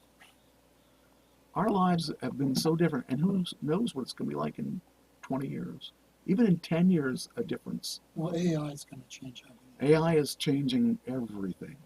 One thing that I've done, I don't know if I probably said this before, but one thing that I did with AI was I thought I'd experiment with it and figure out how well I could use the AI. And it has not denied me. The new AI is a lot better than it was a year ago. Which version is it? Through 3.5? That's what I think, yeah. I It's don't pay. the free one. Yeah, I don't pay for it. But a year ago, even 6 months ago, maybe, let's say a year ago, to be safe, I couldn't use that for my obituaries because it seemed to make up things. Because I would do an obituary, let's say I had 4 obituaries. One of the women died of breast cancer. So the first one was okay. It made sense. The second one, I had a guy die. And I did that one right after this one. And he donated money to breast cancer awareness. I thought, oh, that's cool. And then the third person of the day had breast cancer. And I thought, wait a minute, there's something wrong here. All of a sudden, and the birthdays were all wrong and they were all screwed up. But now it's pretty accurate, pretty darn accurate, to the point where it remembers everything that I tell it, and it really remembers it well. Like, for instance, Flocked. I fed all of my scripts into it, and I sent my profiles of each person into the AI. And so the other day I said, do you remember Flocked? That's all I asked it. It said yes, and it started saying the stuff that I sent it. And it told me the characters and everything and all the little quirks of the characters that I told it. I thought, that's good. And I said, okay, I want to come up with some ideas for new episodes. And it came up with great ideas for episodes. For instance, one of the things that it did that I thought was really cool was, where's it at? Hold on here. Gotta hit. Where's that? VIP. No, that's not it. Flocked. Here it is. So so each member of this group, it knew who Mike was, who was the main character, and all of his quirks, that he was stood up and left at the altar, and it knew that the one girl is actually a spy, but we don't know that yet. We don't reveal that yet. It knows that the one girl was gets fired from all her jobs, and it knows that the one girl was stuck in a Ponzi scheme, which is all the things I've written into the script. Well, here are the ideas that it came up with that we can talk about, that that I'm going to be doing episodes about, because I didn't need the ideas, but it's good to have ideas, and I love some of these ideas. The rent mix-up. Mike realizes he's mistakenly charged different rents to each woman. So now he's got to come up with an idea. He's got to. So chaos ensures the group that tries to figure out how to handle the financial situation without causing tension or revealing too much about their financial struggles. That's a perfect one, especially after I wrote the second episode, which talks about financial problems. I don't know if it took that for an idea. Maggie's secret mission. Maggie is a secret agent, and we don't know that she's a secret agent. So it says Maggie gets called away on a secret mission, and she has to cover up her tracks to prevent her roommates from discovering her true identity. So I thought, oh yeah, that would be a good episode. The Lost Wedding Ring. Raven finds a wedding ring that she believes belongs to her missing husband. The episode explores her emotional journey as she debates whether to follow the lead or accept that he may be gone for good. Meanwhile, the others try to help her track down its origins, only to find out it's not what she thought. But it's a cool idea, because she doesn't know where her husband went, because when the Ponzi scheme exploded, he disappeared, and we don't know where he is. He's going to show up in an episode. I'm going to tell you, he's going to show up and chances are Maggie's going to stop him, because she knows that Raven doesn't need him, and if Raven sees him, could be a problem. This one's the best one. Abby's job marathon. Abby tries to hold down multiple part-time jobs simultaneously to make ends meet, only to end up in ridiculous and bizarre situations. The result is her getting fired from every job by the end of the episode. These things are like simple because it all works off of things I've told it already. And I thought, yeah, I could do that. And I could combine a couple of those to go on at the same time and make one good episode out of it. But, the thing is, it's really better now. And it's like I said, it finds out. And I came up with other ideas that, like something that actually happened to me. I used, when I was coming home from New York, I sent a message to Christine saying, I just put, "Mama, I'm coming home," from Ozzy Osbourne, And she got really freaked out. She said, "What?" I said, "Yeah, Mama, I'm coming home." She goes, "That's incest." Or, I said, "No, it's a Ozzy Osbourne song." We got in an argument over this. I said, "It's just a song." So I decided I'm going to do an episode called "Mama, I'm Coming Home." And I wrote one, another couple of ideas I had. This happened to me in real life. When we did one of these photo shoots, we were in Atlanta. Actually, last time we were in Atlanta, we got this gated community. And we went to this gated community, and we punched in our code and got in the gated community. There were 4 units in this gated community. And we thought, well, that's kind of odd to have 4 places in this gated community. But it is technically a gated community because there's 4 places in here. Maggie went next door and asked them how safe this community was. And they said, if you were to throw a dart, you would hit the worst place that you could have possibly had in Atlanta.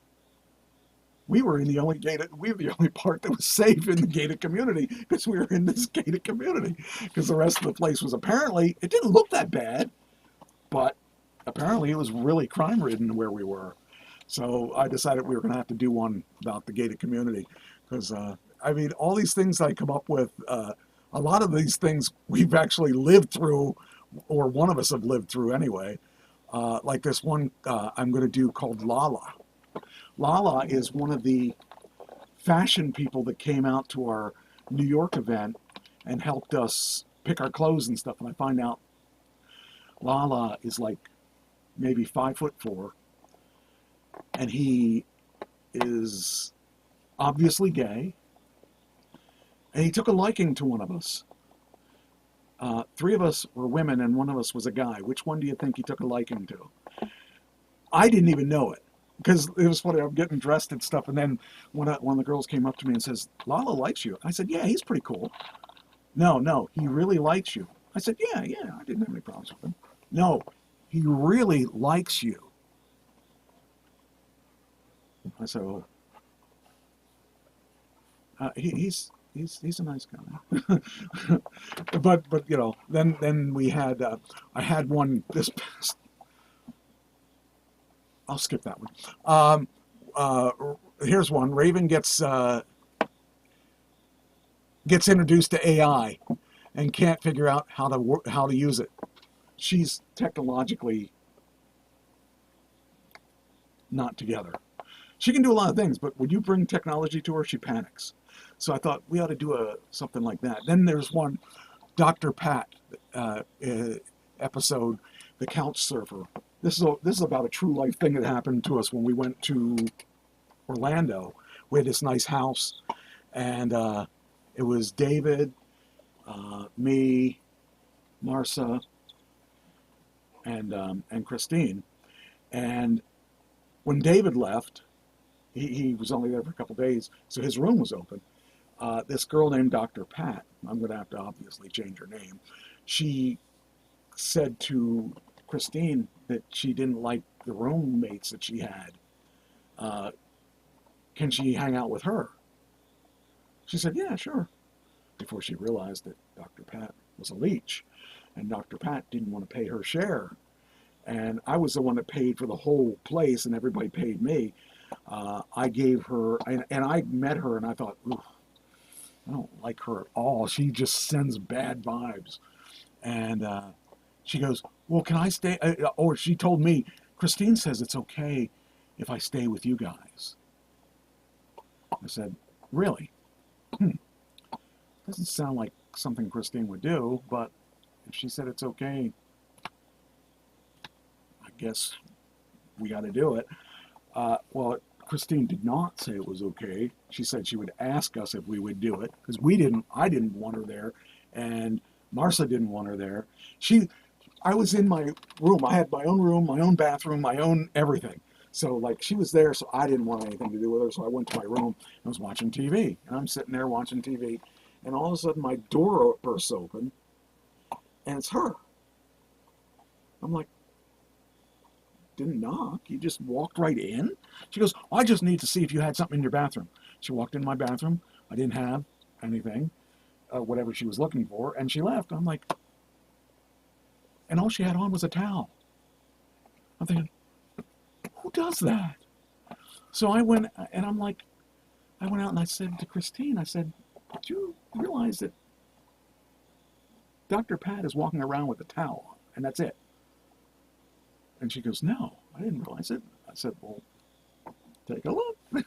And like this woman, anyway, when it comes down to it, so we let her stay. I didn't want to let her stay. I really didn't want her there at all because she annoyed the living crap out of me. When it went to pay, she goes, how much you want? I said, $75 a night. This was a nice place, a big place. And she said, well, I will give you $60 a night. I said, no, $75 a night. And she refused to give me $75 a night. And I said, that's what it is. She took the listing and figured out how much it would be exact to the T of what she thought it was worth. And came back to me. I said, I don't care what you saw in that listing. You're renting it from me. You're not renting it from the place. We want $75 a night. Well, she ended up paying me $66 a night because she was refusing to pay the amount. But it took me almost a year to get that 66. So I'm going to make an episode on that. I'll get my money back one way or the other. I'll get it back hopefully through this BA. But these are just some of the ideas that I have come up with just from hearing people talk, from things that we've gone through the AI coming up with those 20 ideas. That was really kind of cool. It was really gives me an idea. AI's come so far. And there are people that are scared to death of what it's going to do in the next Terminator. generation. They're all saying, oh, we're looking for Terminator now. It's not going to do that. These are scientists that are saying we need to build in safety into these things. By the time it gets to that point, I'll be dead. Probably. They say it's the next generation? Well, I don't know. I think people are all paranoid, but I don't know. I'm not worried about it at this point. I'm just going to worry about my car and drive in my car. And if my car wants to kill me, I guess my car can kill me because AI, is AI. But I think AI has been so good because it's given us... one of the things I did find it's a good thing... Hi, Jen. One of the things I see that's a good thing about AI is that you can take the AI and for acting especially, this is really cool for acting. One of the things that Stellar Adler is the type of acting that I'm learning. And that is you have to analyze a script. You got to figure out what happened the second or the minute before we start acting and what happens after we act. And we don't even know we know what the ending is. We're not supposed to know what the ending is till we get to the end. Okay? That's analyzing the script. And like with Masharad, when I said to him about they abducted me like 10 times, like that. The way that you say it is important. So it doesn't sound like you're reading it. I coined a term, stellar Adlerize. So I'll feed it a script and I'd say, stellar Adlerize this script. And that means, because I told it what stellar Adlerize meant, that means analyze the scene, tell me what words you would emphasize in this, and what words, and how you would say these things, and it'll go through and it'll analyze the whole thing, save me hours and hours of time. It'll go through and tell me, okay, these are the words I would emphasize, and it's right. It's all, as I go through it, I'm thinking, yeah, that is right. And I go through it and I can do my auditions a lot quicker now. It's pretty cool that you can use that tool rather than spending an hour analyzing this stuff. Let this do it for 15 seconds, and then I'll read it. I ran out of time 3 weeks ago to get my sermon done. Oh, yeah. I went to Chat GPT, told it what I wanted, kicked it out. And I refined it. Yeah. About 3 tries later, because I hadn't fed it in like you fed in information. Well, I've had to do that too. I've had to do that where I'd say, okay, like I'll do an obituary. And I had an obituary, I think, last week or the week before for Tito Jackson. And I said, can you make this longer? and it went through and it analyzed it and gave me 2 more minutes or whatever. Because the first one I got was like a minute, and I wanted at least 3 minutes. So it went through and it did it again. There it was. Cool. That's the easiest thing, because I spend so much time on those obituaries, and it's nice to have something that can do that for me, because if I had another person, I would just have the other person do it. But this way, I don't have to do that. I don't have to bother anyone. Just say, okay, give me a 3 minute. Most of my obituaries are 3 minutes, because most of the. Oh, by the way, we should take a look at that. See where we are on. Before I ask, or before I look, I'm going to ask you. Who do you think in the past? Let's say the page that I bring up. I don't know how many that's going to be, but let's say it's probably 2 months or 3 months. Who do you think is going to have the most watches on all of those? And I'll give you names when I bring it up, but I don't even know. So that'll be our game of the day. And I'm going to tell you, tell me who you think it'll be out of all the obituaries. Oh.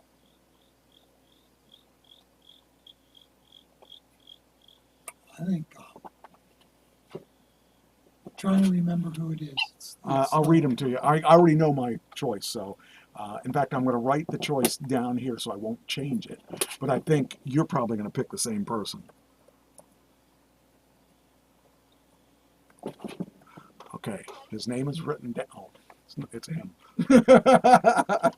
Well, I was going to say it's the obscure guy that I'm trying to think of the name. I'm going to read some to you. What are you doing, dog? Having fun there. Okay, just have fun. Go ahead, get it. Here.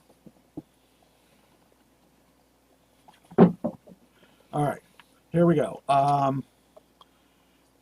Tito Jackson, James Earl Jones, Sid Vicious, Wild Samoan Sika, Wild Samoan Afa, Famous Amos, Peter Marshall, Phil Donahue, Jack Russell of Great White, Greg Kinn, I already said Alpha, and Kevin Sullivan, Bob Newhart, Benji from the Alf thing, Shannon Doherty, Richard Simmons, Ruth Westheimer, Shelley Duvall, Martin Mull, Willie Mays, Donald Sutherland. Wow, we have a whole lot more than I thought. John Wyonski of the Stain drummer, Dabney Coleman, Roger Corman, David Sanborn, and O.J. Simpson. Who do you think is number one on our list? I'm just going to guess. I'm looking Famous here. Amos. What's Famous Amos? Famous Amos had. Where's he at? Famous. Let me look here. Oh, I would have been wrong. I'm wrong in my guess. I think my guess is number 2.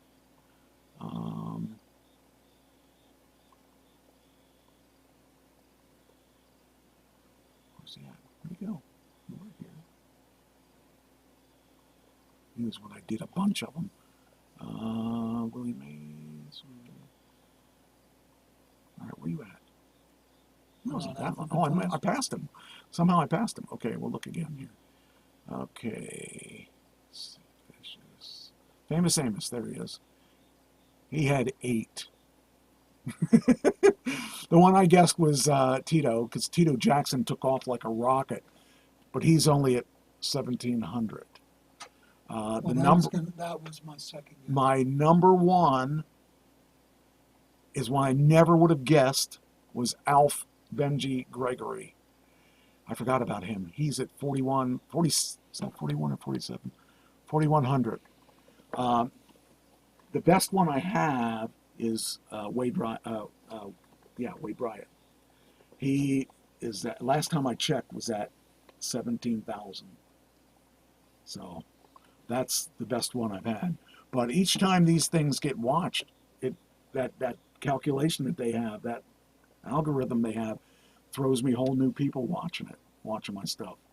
And so that's why I keep making them, because it keeps bringing people back, wanting to see what we have. And it's been pretty interesting to see the algorithm works out. That's the only reason I do it.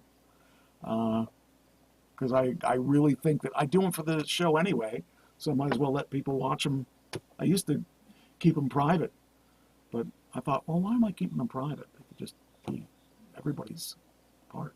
And one guy complained, I think I may have mentioned this last week, complained that the one I did for Tito Santana had a horrible voice. Why would you do that? Well, you aren't doing him any favors by having that there, and it's a shame that you did that. And I said, well, I would compare it to yours, but you didn't do anything for Tito. So shut up. And he deleted his comment. So I guess he kind of realized he was an idiot.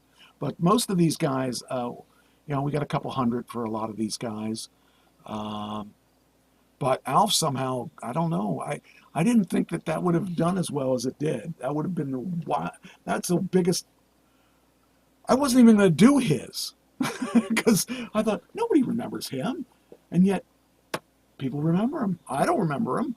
I mean, I remember him as the kid that had that was goofy looking, but I never would have realized that he was going to draw that many people.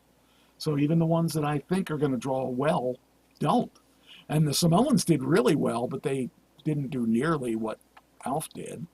So, and Richard Simmons I thought would do really good, but he only did 300. I thought that would have been a bigger one. Tito did actually did well. He started out really well. Where'd it go? Shoot. No. Tito did 1,706. So that's not bad. The first day he was at 180. And I didn't even announce it. I just put it up there. I was surprised when we came on the air. I'm like, oh, wow, he did a lot already. So it's funny how they work. But it tells me that people want to see that stuff. So that's the only little things that I would do that seem to be, I tried to do that thing with us in the rock and roll thing, but that wasn't 10 minutes. That was like an hour and a half. I didn't realize it until I was done with it. It's like, man, this is taking a long time to do it. And then when I finished it, I'm like, oh, that's why. I got to find some smaller clips of the show that I can do that with, because people do like small clips. They don't want to watch. That's why TikTok's so popular. Yeah, and TikTok is still going on out there. I wonder how long they're going to go. I wonder, did you have any other stories you want to do? There was another one, but I've got all kinds of stuff. Let me see if you were interested in any of these. I've got Julie Chrisley was resentenced after her. They had that thing where her and her husband went to jail for tax evasion. yes, And they had said that she was going to get a shorter sentence and was going on and on and on about that. And eventually she did end up going back to jail, and she's now at 7 years instead of 10 years. So that's not much off, but at least it's some off. Netflix is doing a special on Diddy Combs, and that means it's not going to be very good. I'm going to watch the one on Vince McMahon. I got to spend some time on that because that's a series. But I heard they weren't really nice about him, and I didn't expect them to be. Then, so I want to see like what they do if they treat him like they treated Vince McMahon. There won't be any punches held. Did he come up with over 200 more women? I don't even know. I'd have to read the article. I just I saw the thing and I thought, oh, that's interesting. It looks like FEMA and NFL announced an agreement to allow NFL stadiums to double as disaster shelters. Thought that was kind of cool. And I guess what else are they going to use them for when there's a a thing like that. But that's kind of cool that they are willing to do that. Then I had, come on, mouse, pay attention. You're not going to let me do this, are you? There you go. Yeah, we got it. Then we, today in history, Thomas Jefferson is appointed the first U.S. Secretary of State in 1789. Albert Einstein published his paper on the special theory of relativity in 1905. Last recorded album by the Beatles, Abbey Road, is released in... You're a Beatles fan. No, I'm not a Beatles fan. You're not a Beatles fan. Here comes the sun. Do, do, do, do, do. 69. Serena Williams was born in 1981. Paul Newman dies in 2008. Thought that was interesting. Let's see. Next thing, I have Ultimate Fighting Championship agrees to a class action suit of $375 million over alleged antitrust practices within mixed martial arts industry. Did you hear about that? This is your news in 10 minutes or less. UFC has reached a settlement in one of its antitrust lawsuits Thursday and hopes a judge will green light it. TKO Group, which owns UFC and WWE, reached an agreement with the plaintiffs of Ellie versus Zuffa to pay $375 million in the class action lawsuit in which former fighters allege the MMA promotion violated antitrust laws. I don't understand how they could violate, I guess it's the same thing WWE does. They just probably block the fighters from fighting other places. This amount exceeds the proposed amount of $335 million by going to $375. Settlement that Judge Richard Franklin Boulware II of the U.S. District Court of Nevada rejected in July. Following the filing, the Securities and Exchange Commission, UFC released a settlement in the Kung Lee case. However, a second antitrust led by former fighter Cajun Johnson was not mentioned in the disclosure. We've reached. How could you give someone 300? I wonder what that whole lawsuit was about. $375 million is a lot. So, we've reached a revised agreement with plaintiffs to settle the Lee case with terms that we believe Judge Boulware's stated concerns. The statement read, while we believe the original settlement was fair, the sentiment was that was also shared by plaintiff that we feel is the best interest of all parties to bring this to litigation. As for the Johnson case, that process is very early stages and the motion to dismiss the complaint remains pending. The lawsuit, I want them to tell me what that means. Okay, here we go. The lawsuit dates to 2014 when Zuffa was accused of violating antitrust laws by paying UFC less than they were entitled to and hurting the other MMA promotions with those practices.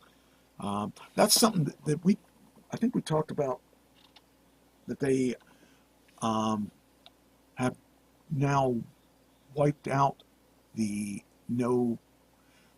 place when I used to, No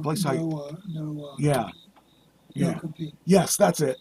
And I'll tell you what, I wish that would have been done while I was working there, because I didn't want to leave there because I didn't want to start over again, but I didn't want to get hit with that, and that would have been a sucky thing. So I'm glad I stayed there because obviously I got to retire early. Then there. Well, I got one for you. Go ahead. Brett Favre, do you know who he is? Yes, I do. He has Parkinson's. Yes. From CTE. And that's what so I'm going to be going out to Seattle in the next couple months. I showed you Christine. her husband died of CTE, and that's her story. Her story is he died like 3 or 4 years ago. He had CTE from playing in the NFL, and his whole demeanor changed, and he started being paranoid and freaking out, and almost killed her a couple times. She went into hiding because she had to, and he ended up eventually killing himself, but he had CTE, and she has created a CTE program, I want to call it, institute. Yeah, her and her new partner, they've been building this place by hand. She teaches people how to deal with CTE, shows them how to see that they have it, and she has this whole building dedicated to CTE and to teaching and to learning and helping people with CTE. And they built it from the ground up and painted the walls and did everything themselves. And she's been working on that for the whole time that I've known her. And I'm really proud of her. She really has put her heart and soul into this thing. And she thinks that her husband's talking to her from heaven because she finds these pennies on the ground.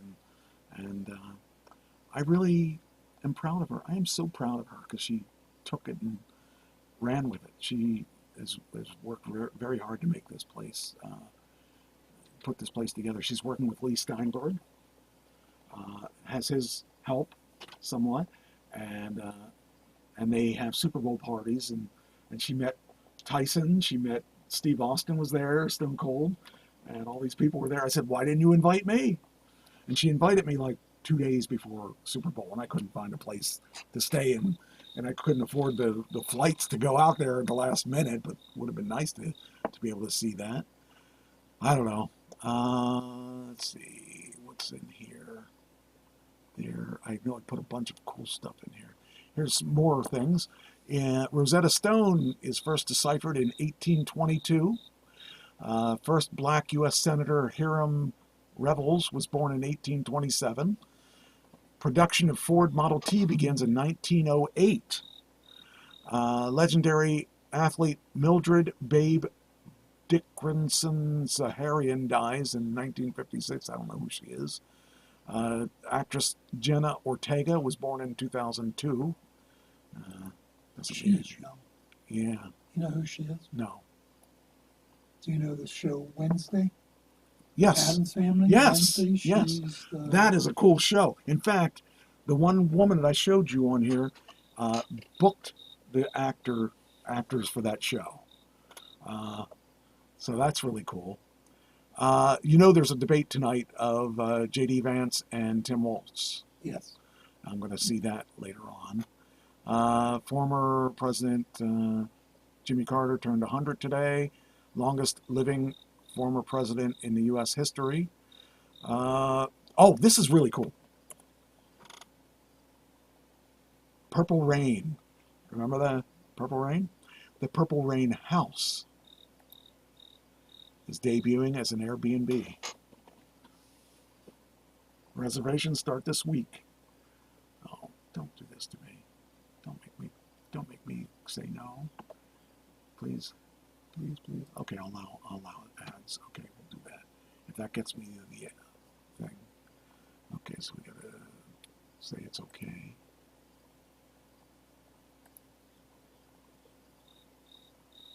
Disable on this website.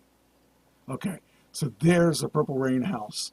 You can stay in the Purple Rain House, offering fans a chance to stay for a night 40 years after the premiere of this Purple Rain film.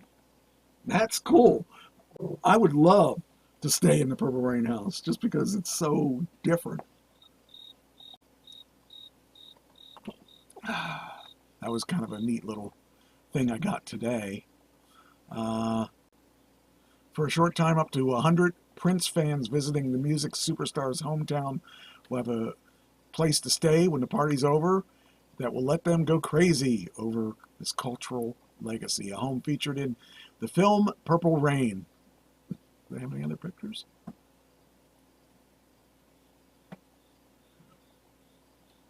Don't see any other pictures. That would have been cool to watch or to look at.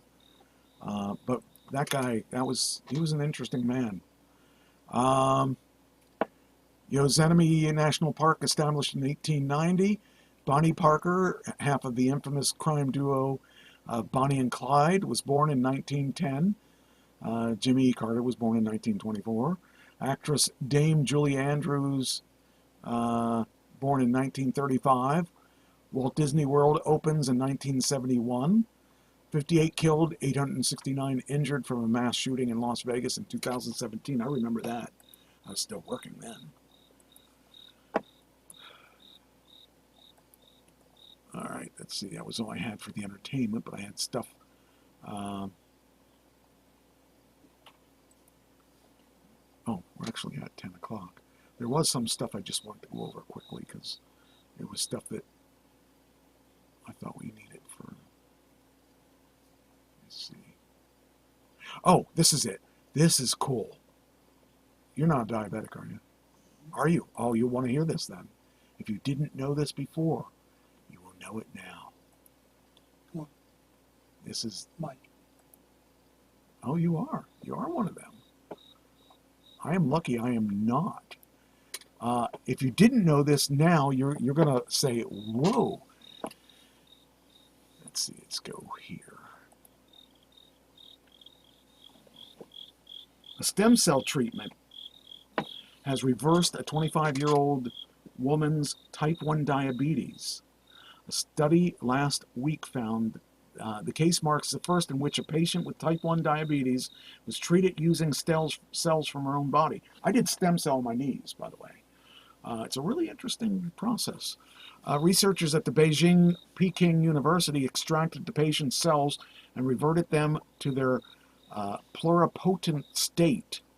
Then they developed these cells into insulin-producing isolate cells responsible for turning glucose into energy, a process attacked by the body when a person has type 1 diabetes. The team tested the cells in mice and primates for safety. Then in June 2023, they re-injected 1.5 million cells into a patient's abdomen. 2.5 months later, the patient was producing enough insulin to forego other treatments. Roughly 500 million people, including 38 million Americans, live with a form of diabetes, representing roughly 10% of the global adult population. So with this treatment, with stem cell replacement, my one knee is good, my other knee isn't. This knee's screwed up because it was just too bad they couldn't reverse it. They're taking stem cells and making it so that you are no longer a diabetic. And it's apparently works. Wow. So you could possibly be fixed to not have to do shots or anything. Yeah, I'm on insulin. Yeah, you won't need to if we get this approved by the FDA or whatever. This to me is really exciting because there are lots of people that are younger, and I mean she was 25. Type 1 is much worse than Yeah, well that is type 1, so that would be are you type 1? I'm type 2. Type 2. Okay. Well, I think I'm that very fortunate to be type 1. yeah, it would be nice if I would imagine they could probably do it for you too. I would think type 2 would be better coming than down the pipe. Yeah. So I saw this and I thought, oh wow, this is awesome. I mean, I know I got a lot of friends that are diabetics, and I'm fortunate that I didn't ever become that, because man, as heavy as I was just begging for this thing. But yeah, it's apparently they found a way to do it, and I'd love to see this thing go further. Do you know who Caitlin Clark is? Mm-hmm. Oh, I shouldn't hit that yet. I don't want you to see. How much do you think a trading card would go with Caitlin Clark on it? 125,000. 125,000. Well, okay. she's not as good as as I thought she would. 84,000. But isn't she She's a rookie, a rookie? Yeah, yeah. but she's white. Oh, okay. And there's been a lot of reverse racism Yeah. because she has made the WNBA popular. I hate to say this, but white people are now watching it Oh, because she's so good. jeez. In January of this year, an autographed 2022 Bowman University Caitlin Clark Superfractor, a 1-to-1 parallel, sold for $78,000. Then record for Clark for her cards before was $78,000. The record was topped on Thursday when her Panini Instant WNBA Draft Blue Viper 1 out of 1 sold for $84,000 on Fanatics Collect. 84 for a freaking card. Cards are big business. Who are these people that have this kind of money to spend on a playing card? And this is a card that you got to be careful because if you put fingerprints on it, it'll lose value. That's crazy.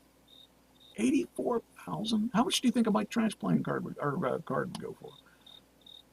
Half a cent? Yeah, really. Or I'd have to pay to buy one. I remember back when I first got in wrestling, people were getting wrestling action figures made for them. You could make your own. You'd give them an image of you and they would make your own. That's about what it would be. I'd have to pay to get it made and nobody would buy it except me. She's a female.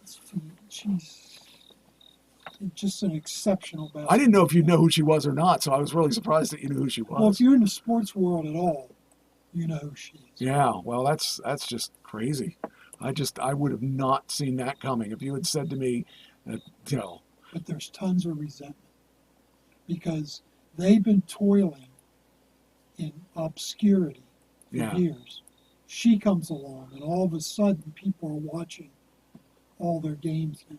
well, she's the next hot thing, DirecTV is buying Dish and Sling TV. I found that interesting because I remember back when I first started, I sold satellite dishes in 1988, and that's when they were the big monster dishes. Then when I started working at D&H, they started selling DirecTV, and so, I'm really, I never thought I'd see DirecTV survive against, who's the rival? Dish. So I never thought I'd see them beat Dish, but not only are they beating Dish, but they're buying them, and they're buying Sling, which is interesting because Sling has better rates for their programming. So I found that very, very interesting. And AT&T used to own Dish. I want to say Dish. So they're getting out of the business altogether. DirecTV is acquiring satellite rival Dish Network, creating by far the largest U.S. pay TV operator. So the satellite companies, which have struggled in recent years due to cord cutters like myself, and innate ability to offer. Well, the biggest problem with Dish is that, like, I have cable regardless of what the weather's like. You don't have that with Dish, and DirecTV tried to sue me because I have a Dish on my house that was allegedly receiving signals. What's what? Allegedly receiving signals, and allegedly was cracked, and so,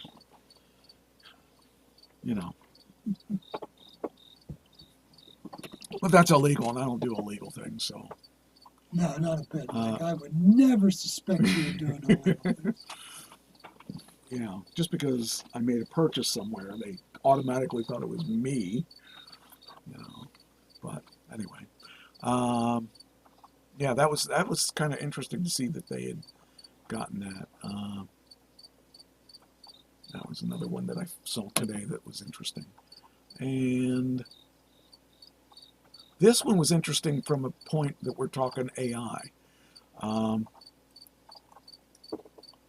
Large-scale chatbot study reveals AI models have improved in accuracy, but more than likely to return false information instead of saying an answer that couldn't be generated. So it's still the stuff that I was running into.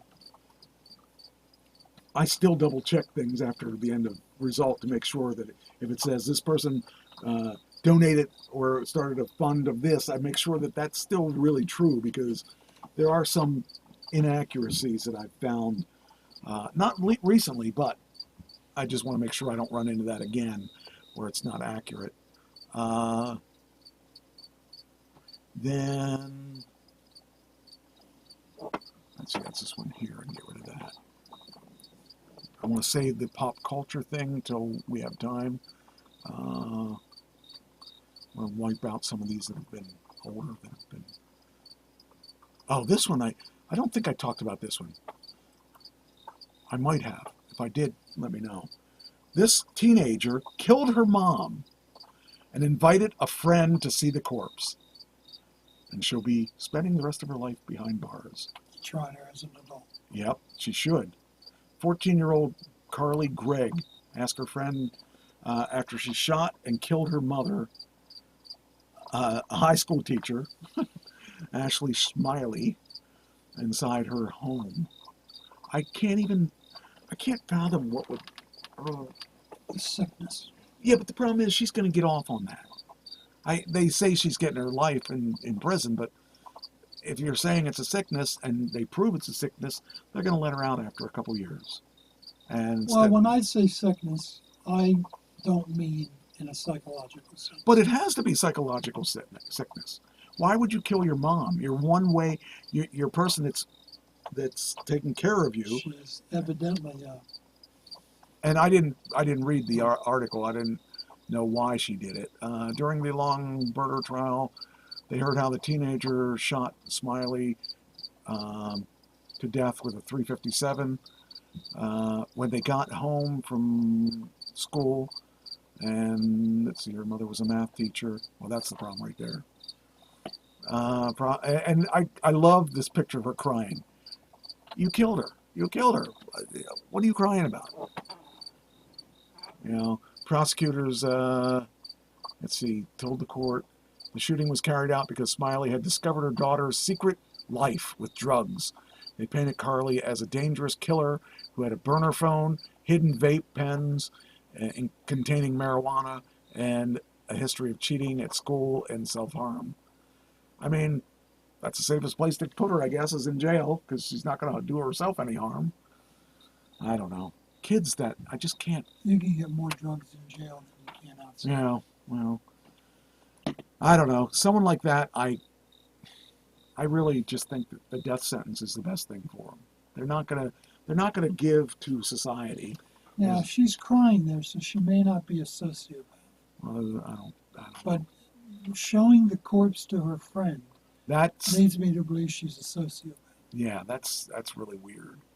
So personally, I'm okay with her going away, but I don't know. I think it would be better just to do away with the problem.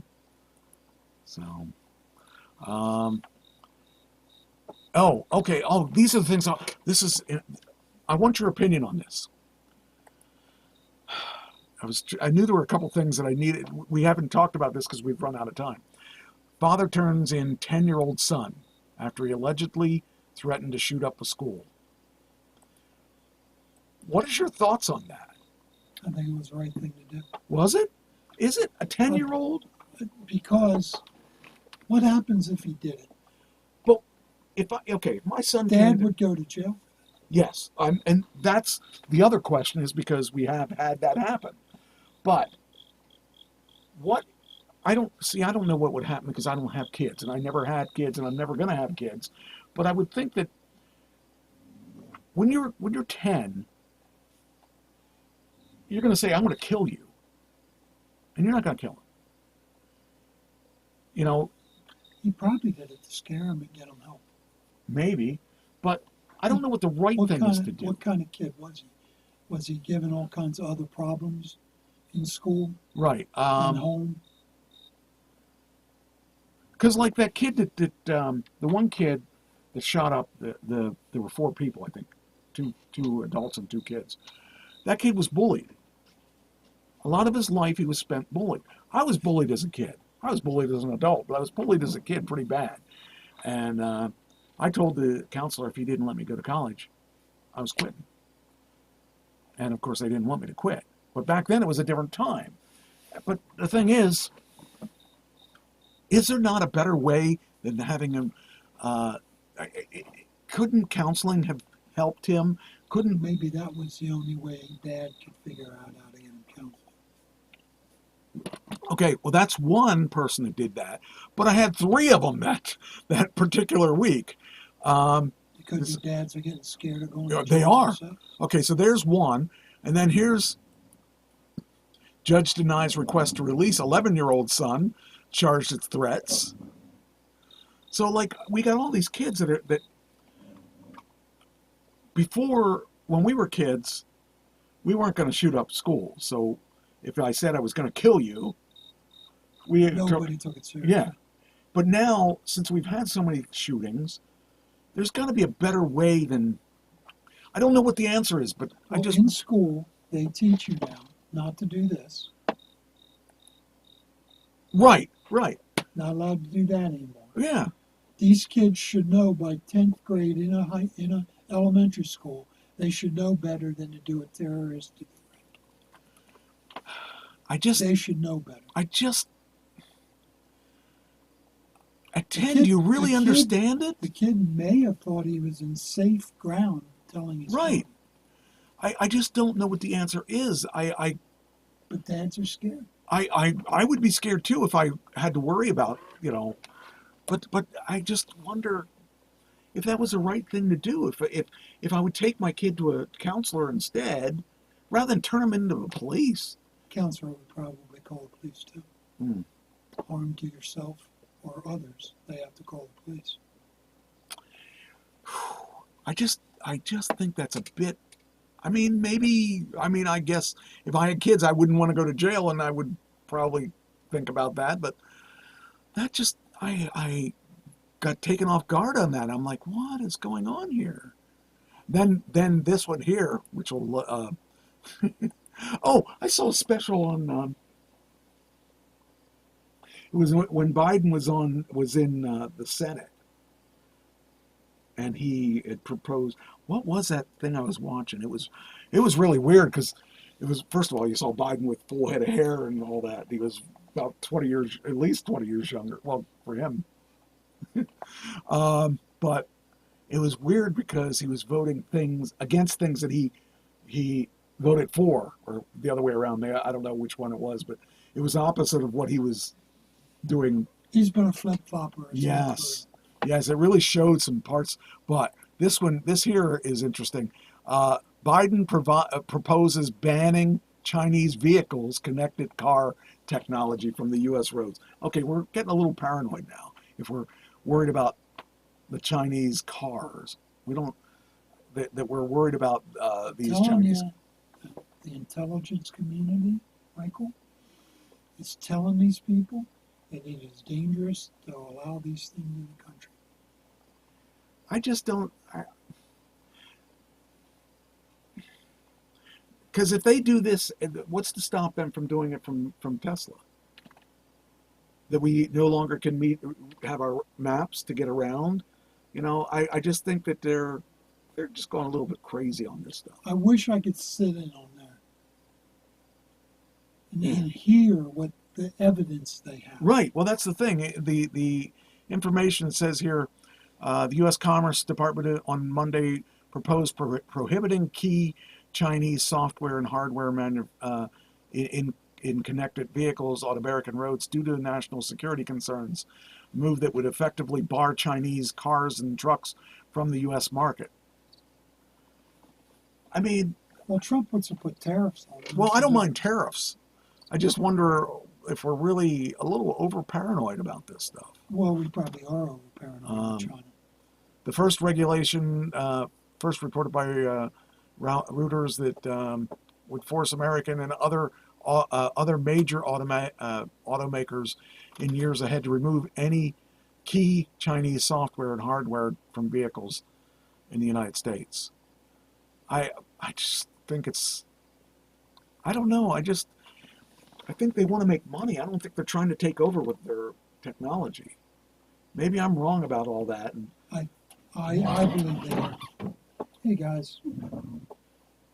I really hope that they're wrong, because I hope that I'm not that dumb that I'm falling for this stuff. But I just think that that's really crazy. And by the way, the stock of Tesla is going up. And I read that, I don't know how much of this is true, so this could be all fabricated, but Ford and Tesla might be merging. Really? I don't know if that's true or not, but it seems to be possible. You have no idea what is on their chips. Oh, she's a conspiracy person. I'm not a conspiracy theorist, Christine.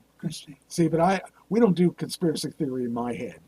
I believe there are some evil people, and I believe there are issues, but conspiracy theories overall, I don't really fall for them.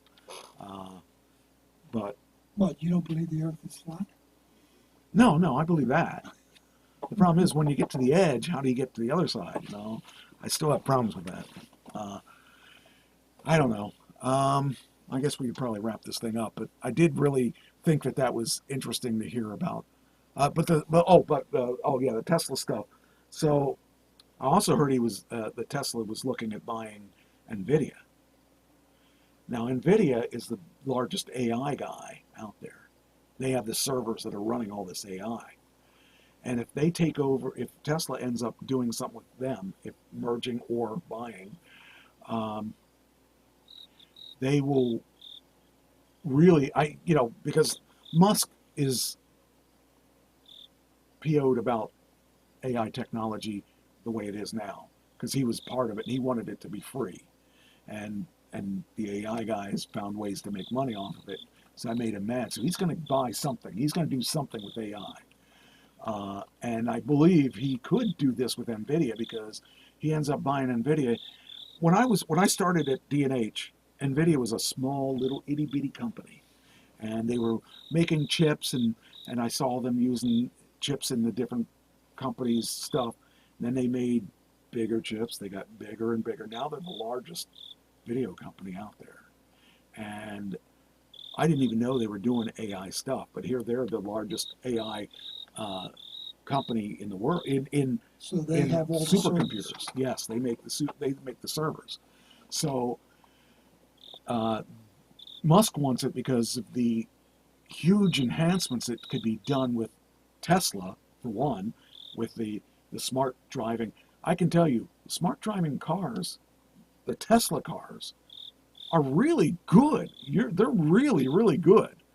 The one thing I don't like is it didn't miss that tire, but but that's because there's no camera on the front end of the car, so it didn't see it. And that's a problem. But the thing is, the technology that they're going to get access to if they buy NVIDIA will be good for everyone, not just Tesla people, but everyone. And if he controls that, I could see him doing a lot of stuff with that. I really admire that man so much. I mean, he's got lots of ideas that are really further than either of us could think together. There's so much knowledge that his mind works differently from ours. He's one of the ones that's scared about AI. Yes. And I think I would like to see him do both things I told you about. Yeah. Do that with Ford, do that with NVIDIA. The NVIDIA especially, but Ford would be a really good thing because that would give him access to their technology too. And maybe making cars better, because he's talking about wanting to do the hydrogen car too. And that could be a possibility through Ford. I've just done a little research on that. I've only seen that today, so I want to see if that's. It looks good. It looks interesting. I even Googled it to see if they knew, and they said that there are possibilities of things happening. I would like to see that happen, though. I think it would be good for all of us, and it'll make him richer. What the heck? Why not him? So anyway, good night, Mike. Huh? Say good night, Mike. Good night, Mike. Oh, yeah, time to go. I just wanted to clear up some of these old ones that I've had on there because I want to, if they're not worth it, the longer I have them, the more I'm going to clean them up. I will talk to you next week.